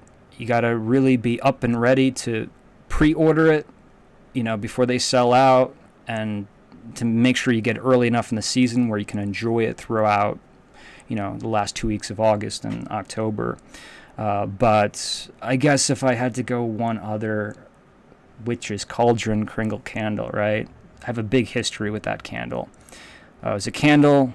It seemed like everyone hated it. I loved it. I talked about it. I talked about it again. I talked about it again. I talked about it again. And 4 years later, it's re-released by the company as a limited edition, and it sells out. I bought it on clearance for $4.99. They were trying to get rid of it. They couldn't get people to buy it. I found it in boutiques that were selling secondhand products. They couldn't find people to buy Witch's Cauldron. Because a candle like that, you need to have context behind it. You need to have someone present it to you and say, hey, look, you know, this is going to be a little bit shocking when you smell this candle, but let me tell you the tale of this candle. And when I told that tale of the candle, suddenly everyone got interested. So much so that people wanted to buy it without never even burning it or smelling it. It's sold out. Limited edition. Let's see if it comes back again this year. I'm not saying I had anything to do with them bringing it back, but I'm not going to say I had nothing to do with it either. Do you drink pumpkin spice latte, says Karen. And thank you, David. I'm sorry I didn't thank you. Karen says, do you drink pumpkin spice lattes? And if you do you ask them to be made a specific way? If you don't drink them, do you have a favorite fall coffee drink? It's hard, Karen, because, yeah, I'm a coffee purist. The only pumpkin spice latte I ever had in my life was 2 years ago. I purchased it and drank it in the Sleepy Hollow Cemetery for a video. And it was so rich. I mean, in a good way, but it was so rich. So I can't say that I do drink pumpkin spice lattes. If I told them to make it, I would say use a lot less cream and maybe use something that was less rich. Because that's not something my stomach can handle. And maybe if they did like a very light foam on top of a double espresso, I would definitely like that for a change of pace. And as far as coffee drink, it's the same thing. I mean, whether I'm Starbucks or I'm at a high-end coffee shop, there's nothing going in my coffee. I hate to be that way, but at the same time, I love the smell of pumpkin spice lattes. I would love a pumpkin, and I do have plenty of pumpkin spiced latte fragrances, candles. What's yours, Karen? Let me know. Laura says, what's the difference between different wax types? such as soy blends, paraffin. Can you tell us about the pros and cons of them? That's a loaded question, but let's see if we can do this real quick. I think I could do this quick. So when it comes to scented candles, we have, let's take beeswax, get rid of it. Beeswax, when you burn it, it smells like beeswax. So you really can't use beeswax, even though some people do. Like, not completely, but like Root Candle, they use some beeswax in their blends. So to answer the thing with the blends is, you can blend different types of waxes, but you can also blend different additives and compounds. So to do different things for structural integrity, density, which I guess that would be the same thing, plus different wax, when they're dry, they're opaque completely. Some are creamy white like soy. They can't get bright white like paraffin. So that's a lesser important thing. Soy wax has a lower melting point than paraffin, so it takes less heat for it to melt, which means the candle's going to work a little bit faster, right? Volatilization of the fragrance oil is going to happen a little bit faster. Usually, soy wax, the melting point is about 120 degrees Fahrenheit, where paraffin is more in that realm of, like, can be as low as 120, but it's like 100, 130, 140, depending on the blend. So it takes a little bit more heat. Keep in mind, like vegetable wax candles, like Bath and Body Works, have 3 wicks, so you're getting an incredible amount of heat with a softer wax. And by vegetable wax, I mean they're using a blend of soy, palm, and I wonder if there's something else that they use. Maybe there's another one that they use. Maybe it's just a soy palm blend.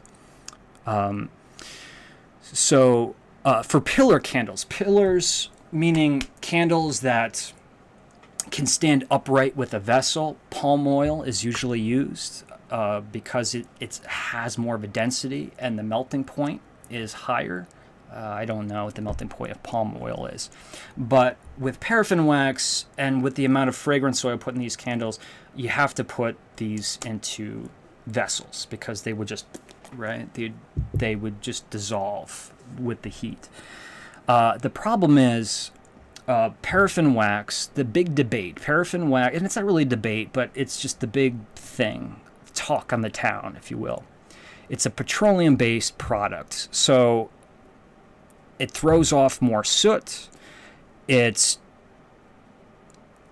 Some people will say 100% it's toxic, but I'll say, just for the sake of not being biased, people will say it's potentially toxic. As far as being a renewable resource, it's not that. So like where soy is more natural, it doesn't have the soot, and I guess it attracts a lot more people. The danger of toxic chemicals floating in the air. I don't have a problem with. I don't have a beef in this paraffin soy wax debate thing. The only thing that I would say is, if Yankee ever changed their house warmers to a paraffin blend, and I'm sure it's a blend of some sort, but if they change it to like a soy paraffin blend, it would just kill tradition for me. And I spent so much time mastering how to burn these candles that if they played around with the chemistry and the makeup of the candle, it would really bum me out. Soy wax also has a smell to it, just like beeswax. Like when you burn soy wax, there's a smell. Also, when you smell cold a soy candle, it smells like shea butter, shea butter, cocoa butter. So they're a little bit harder to smell on cold. I think I listed off a bunch of things there. You can't, like Yankee Candle, they're bright white candles. When you see them in the 2-wick tumblers, you'll notice it's paraffin because you can't get soy wax, no matter, even if it's like a third of the blend, you can't get it bright white. So that's the only time you'll see Yankee Candle use paraffin wax in the 2-wick tumblers, which is kind of cool. I like paraffin. I liked it when they used to make paraffin 2-wick tumblers. But so when it comes to Yankee Candle, and like Kringle Candle, I like paraffin. I don't have a problem. The way I see it is, like, if it's toxic, right? Think about the toxic air if you live in a city or nearby. I don't see how burning a candle in your house is any worse than spending a day in New York City or a day in Los Angeles, any city. I'm not meaning to pick on New York City.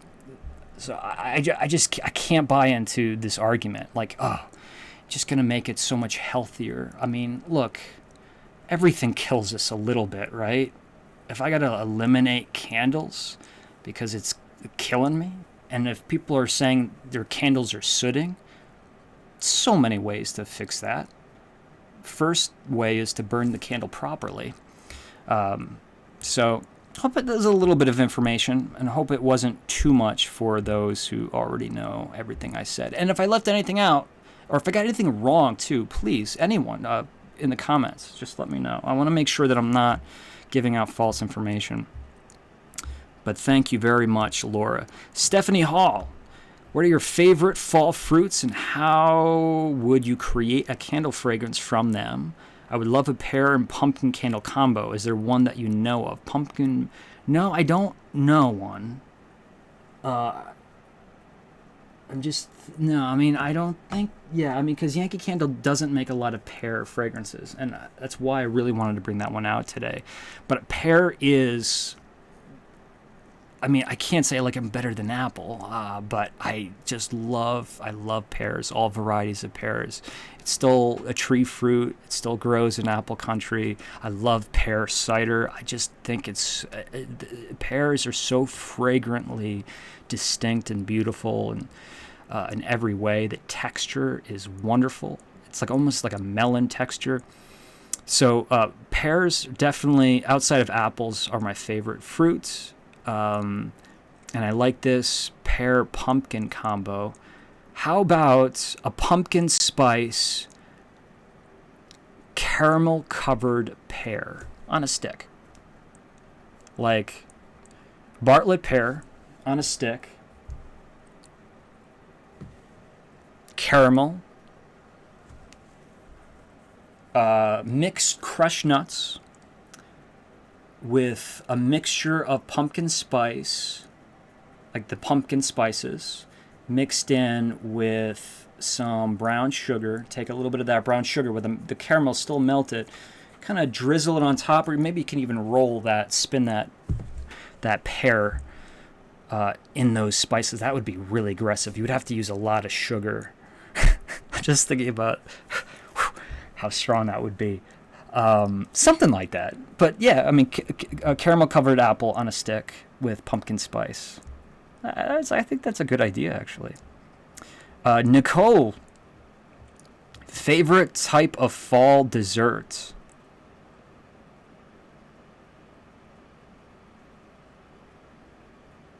Apple cider donuts. Right? That's a dessert, right? I had a pumpkin spice whoopie pie in Sturbridge 2 years ago. It was deadly. I ate this thing, half of it, put me out, fell asleep in my hotel room, woke up, ate the other half, and I was a mess. I can't deal with sugar that well. But yeah, anything, even I was going to say like back in the old days, Starbucks made the really dense, fudgy espresso brownies. That has nothing to do with the fall, but I would get it in the fall. It reminds me of the fall in college. Thanks, Nicole. Cordelia Price, when you burn candles, do you burn multiple candles? Do you burn multiple candles of the same or very similar? Fragrance. Why can't I read? Do you burn multiple candles of the same or very similar fragrance, but from different companies at the same time? See, that I won't do. Or at least I'm not likely to do. I will burn 2 Yankees at the same time. I'll burn 2 Village Candles at the same time. I will burn 2 Kringles at the same time. But I don't know. There would be something that bothered me. I don't know why it would bother me, but to burn like 2 candles from 2 different companies. I often do that. If I have something that's coffee going, I will put on a chocolate candle to pump it up. Or if I have something that's marshmallowy and fluffy, I'll put something savory with it. Or, even if you get 2 similar ones, like caramel and butterscotch, put them together. I was burning Bath and Body Works. Let me get this right. White caramel cold brew. And is it marshmallow chocolate cloud? Cloud marshmallow. It's one of those. I was burning those 2 together. One's kind of like the marshmallow chocolate cloud is kind of like this Tootsie Roll thing, but that white caramel cold brew thing was totally butterscotch. I mean, yeah, we can call it caramel, but it's like white caramel another name for butterscotch? Not that I know of. So yeah, I'll do that. Or on Halloween, I'll put a bunch of Halloween candles all over the apartment or house. So as you walk around, it's you kind of get like a storytelling of candles. Thank you for that question. Christine Lee says, what do you think it would take for Yankee to bring the quality of their glory years back to the current and future product lines? It's not going to happen. It's technology. It's not like they don't want to do it. It's don't take me as like a know-it-all here, because I could be completely wrong. But I mean, just by process of deduction here, like if you think of, well, what has changed from then to now, it's the health standards. And there's a lot of things that have come down hard on candle companies when it comes to things that are toxic. So there was probably a lot of things, fragrance oils, things that were added into the wax, preservatives, compounds added. I don't know. I mean, I'm not a chemist, but I'm guessing a lot of the quality and the potency and the sheer ability to create more authentic candles went down as health restrictions went up, which is a good thing.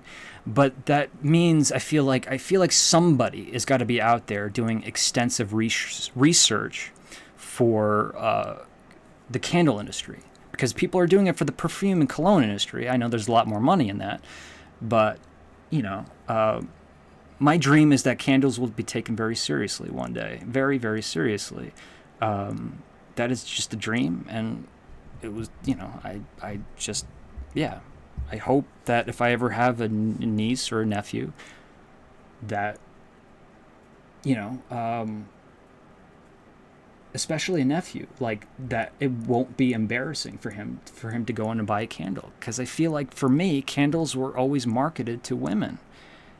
And I just feel like that's just wrong. It's wrong. Like it's an art form. So I just hope that more people embrace it.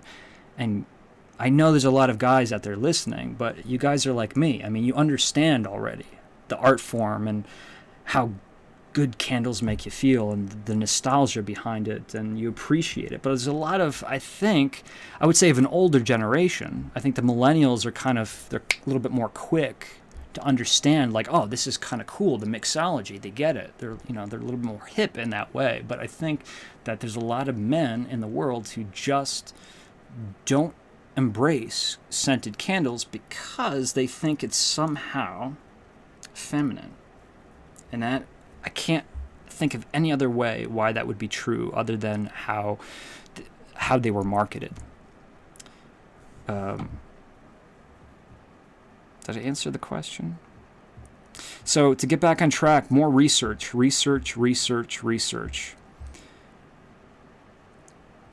Got to find better products to be using so we can create better candles. Eric.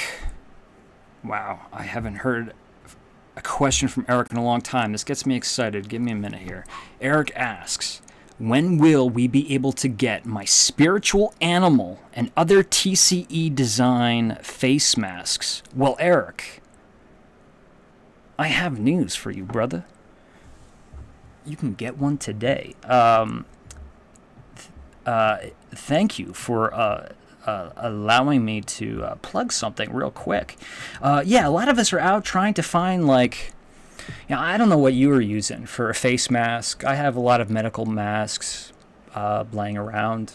I don't know why. Maybe it's because my mom's a nurse, so she's always given me nurse-like things. But I used a Candle Enthusiast handkerchief. I put that on the merchandise website, right? It's got the Candle Enthusiast over the mouth, and it kind of felt weird. And people were asking, like, well, can we actually get like a real Candle Enthusiast face mask? And I'm like, well, I just need to find a supplier, or the people that make the t-shirts, Spreadshirt.com, who make these t-shirts. They need to start carrying this product, and guess what? They do now. So let me show you real quick. If you're looking to find, and I'm gonna pick a winner after I show you this real quick. But if you're looking to find a fun face mask, but at the same time, so keeping yourself healthy, you want to wear something fun, but also support the Candle Enthusiast at the same time. Man, you can do all three of those things at one time. Yes, you can. What you're going to do is you're going to go to shop.spreadshirt.com or / the Candle Enthusiast, or simply thecandleenthusiast.spreadshirt.com. Either one, but the link is in the description. It'll show you all of the current designs for the Candle Enthusiast. We have the Halloween, and this is the one Eric was talking about. I like this one. This is the ColecoVision inspired logo. But if you go to, you go through, there's t-shirts of premium, tri-blend cottons, aprons, mugs, things for the kids, hats, gloves, buttons, socks, everything is there. But Eric wants a beanie, but that's not what he asked for right now. And he wanted a muscle tee, I believe, too. And I think he actually got one. Uh-oh. Where'd it go? If it's sold out after all of this clever work. There it is. Bam. My spiritual animal. He's referring to... Sorry for the resolution here. It's not... Trust me, the resolution that's printed is much better than that. But that is the face mask. You can do all white, or you can do the black trim and get the design right there, smack dab center on the face mask. That's going to be Santa Claus. Santa Claus is my travel buddy. He's been with me just about 99% of the time of all of my work on the Candle Enthusiast, Aromatic Adventures, Aromatically speaking. He's just my good luck charm. He truly is my travel or highway companion. He gets buckled in the passenger side seat, and he makes cameos all of the time. But if Santa's not your thing, because I think Eric's being a little silly with us, but maybe not. Maybe he's going to start walking around with Santa Claus on his mouth. I definitely would love to see that. This is the one I would go with. Let me just show you real quick. Again, this was new from this morning. I just updated. There it is. Yeah, that's kind of cool. And, the trim, it kind of looks... It matches the retro of the ColecoVision logo. ColecoVision was like a pre-Nintendo entertainment system. So it's got that 80s, borderline late 70s, early 80s logo. Candle Enthusiast, $16. A large chunk of that goes straight into the Candle Enthusiast production funds for future travel videos and adventure videos and vlogs, all of that fun stuff. The more fuel in the car, folks, the further we can go. Consider. A little bit goes a long way, but we got to pick a winner here. I got to get this camera straight. The hair kind of found its thing after a while. Maybe I'm speaking too soon. No, I spoke too soon. Who asked a good question? We got to get a good question. There, Eric's right there in the house. I'm not even talking to you guys. And Todd Kramer with a $5 super chat. Thank you so much. Man, we're doing good with these super chats. Trust me, guys. Please don't ever feel forced to do super chats. It's not what it's there for. To make you feel uncomfortable that you have to pay me to be here.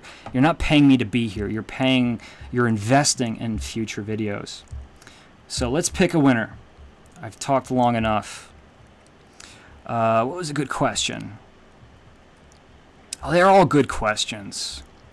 I want to thank everyone for their kindness, not just the good questions.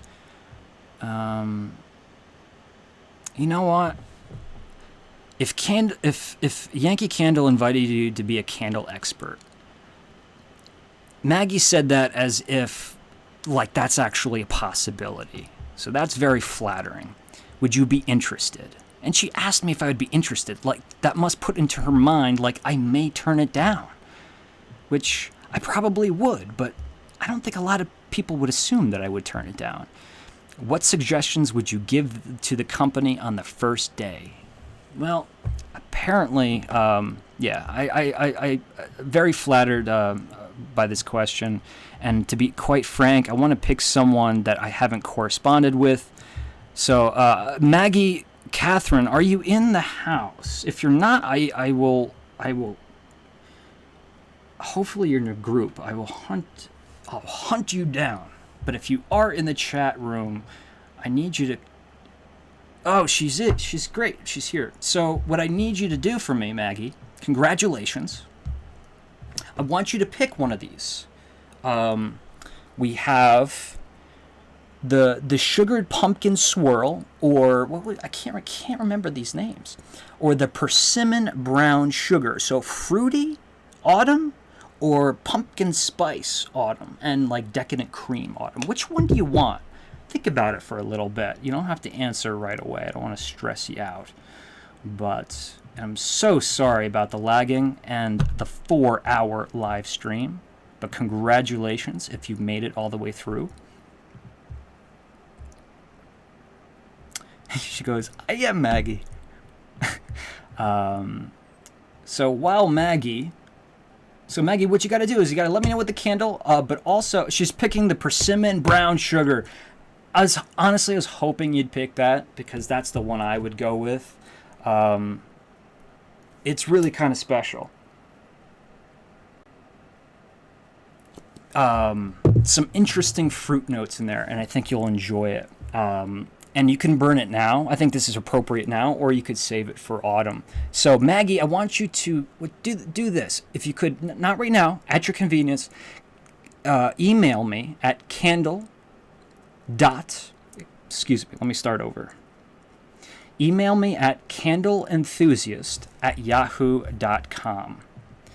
I'm going to type that in the chat, just in case there's any lag issues. That but just say like, hey, it's Maggie, I won.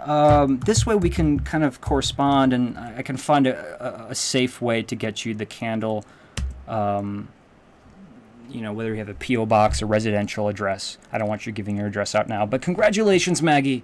This is straight from my collection. Seriously, like, been on my shelf since I guess last summer when I first purchased it. And I will have it on its way early next week. And the man with the golden candle, I'm never going to get over that name. That is just hilarious. With an additional £6 donation pledge, as I say. Thank you so much, Alex. Again, I'm going to give Alex one more plug.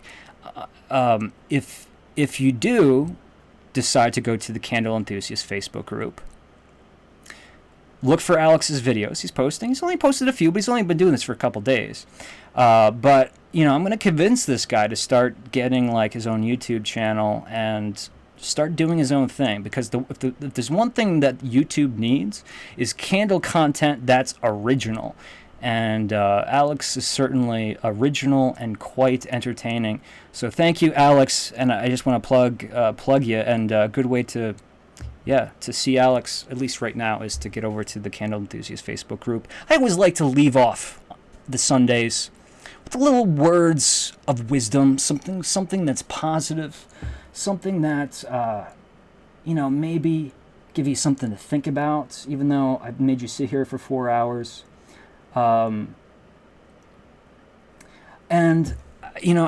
try to come up with something in advance, and I was thinking about something very specific last night. A memory I haven't had in a long time. Some of you are going to laugh, but when I was in my early 20s, I wanted to go to this rock concert. It was an outdoor venue. I think it was in Saratoga. It was in Saratoga, New York. Beautiful venue, outdoor, venue. I had seats, though. I had seats underneath the tent. I don't know if they call it the tent. The shed. They call it the shed. I don't go to concerts very often. So I purchased good tickets, but I wanted someone to go with me. Nobody liked the band. This rock band. It was Rush. Okay? I loved Rush. I loved the Rush throughout high school. I loved Rush throughout college. And I was probably about 25, 26. And I called up some of my buddies from college, some of my buddies from high school. I'm like, look, I'll pay for your ticket. Do you want to just go see Rush with me? And everyone's like, nah, I can't stand Rush. So I went by myself. I go to see this concert by myself. And, but I'm a kind of person, as you can see from my vlogs, I'm used to doing things solo. But I was still kind of young at the time, so I wasn't overly aware of this fact that I'm okay with being alone. But I got I didn't get a hotel room for that night, but I saw that show alone, and they were playing. I'm forgetting the name of the album right now, but they played the album from beginning to end. And somewhere in the middle of this show, I'm standing, I'm cheering, I'm singing along, everyone's having a good time. I start getting emotional. And I really don't understand why. But I'm liking it. I'm smiling, and I can feel some tears kind of streaming down my face. I'm sorry if these things get sappy. But, so it was just an emotional experience. I was at the time I was thinking, like, okay, this music has been with me for a long time, and now I'm here, I'm seeing the band together. None of my friends like Rush, but there's thousands of people around me who are cheering and obviously love Rush. I feel like I belong here, I'm in the right place, and it was a very celebratory moment. But I was thinking about this memory last night, and I haven't thought about it in a long time. I think I know why I was crying, and it wasn't. Again, it was happy cry. It was that stuff, It was good cry. The stream down the face, right? It's that awkward that weird satisfaction, that feeling of the single tear streaming down your face. And I think the reason was, I was thinking last night, the reason why I was so emotional, so happy, is because I didn't need someone to tell me that you should go see Rush, that I should go see this show.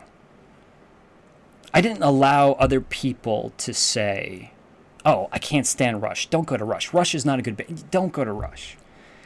I also didn't allow myself to stop from going because nobody else didn't want to go with me.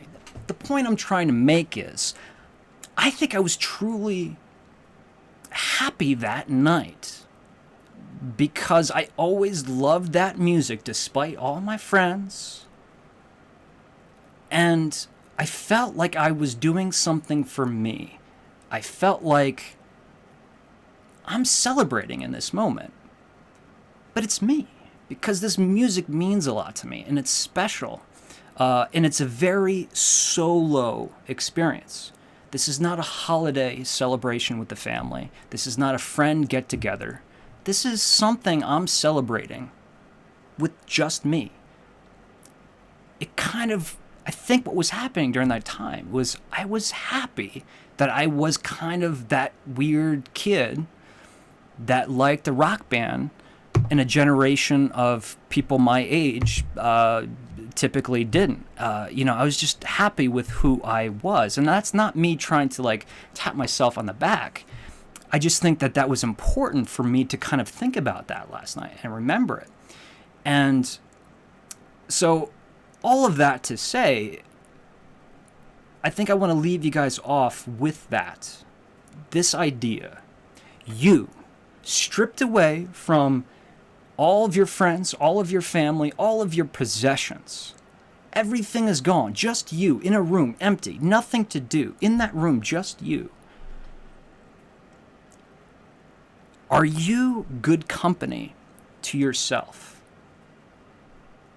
And if you're not, is it something that you can work on? Because I think at times we slip and we actually can become our, like for me, I am certainly my worst critic at times. I am so hard on myself. But there's other times when I can disconnect and reconnect and really enjoy my own company and actually be kind to myself. So I think it's something I think that you should, if this is not too small of philosophical thinking for you, spend some time to think about that. Do you enjoy your own company? And if you don't, is this something that you can correct? Or if you do enjoy your own company, is there something that you do, despite all of the people around you who don't like it, you still do it anyway? Are you like a closet Neil Diamond fan, even though all your family members can't stand that Neil Diamond Christmas album? Tina Turner, Whitney Houston, fabulous. I love them both. I can't name one friend. Eric down there loves, I don't know about Tina, but I'm sure he loves Whitney. But I don't let other people's opinions,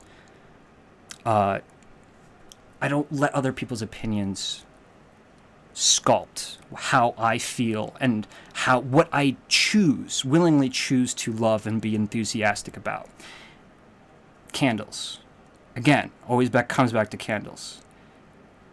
If it was peer pressure that guided what I enjoy doing, I'd probably be playing golf. But it doesn't guide what I choose. I love candles, and I know that's coming from the sincerest place inside. So, I don't know. I said a bunch of stuff there.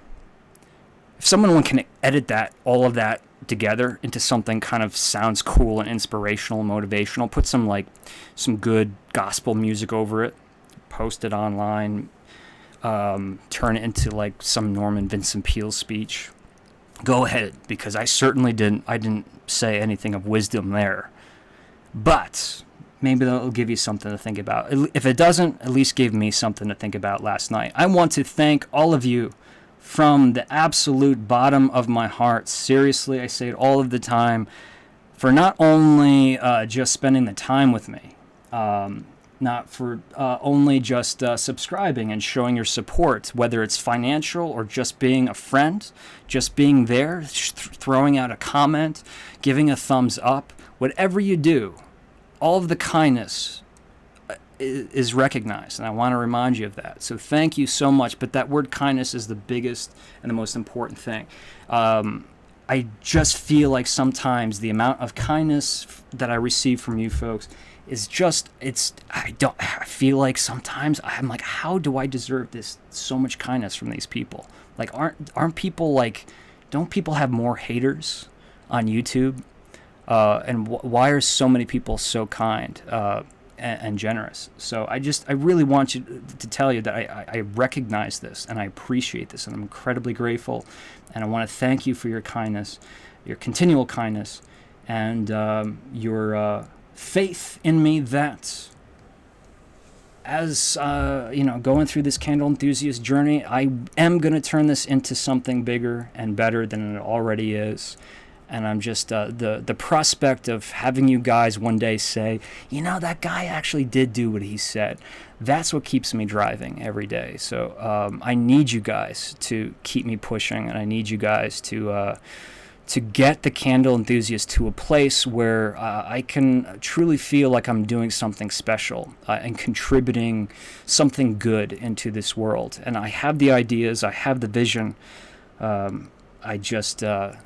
There's always things that hold us back, right? But I'm getting there, and like I said, I'm very confident that this year will still, despite all of the setbacks and all of the things we've been going through the past few weeks, months, that this will be the biggest and the best season of the Candle Enthusiast / Aromatic Adventures so far. Thanks so much, folks, for joining me. Enjoy the rest of your evening and have a great holiday weekend. For those of you who celebrate Memorial Day weekend or Memorial Day tomorrow, make sure you do something kind for a veteran and pay your respects for those who gave up so much, not only their lives, but gave up a lot of things so that we could live and celebrate such a peaceful, happy day with our friends and family. Thank you so much. Make sure you follow me on Instagram too. Why not, right? Candle.enthusiast on Instagram. Everyone have a fantastic Sunday, fantastic week. I'll be seeing you soon, but until then, be good. Will you?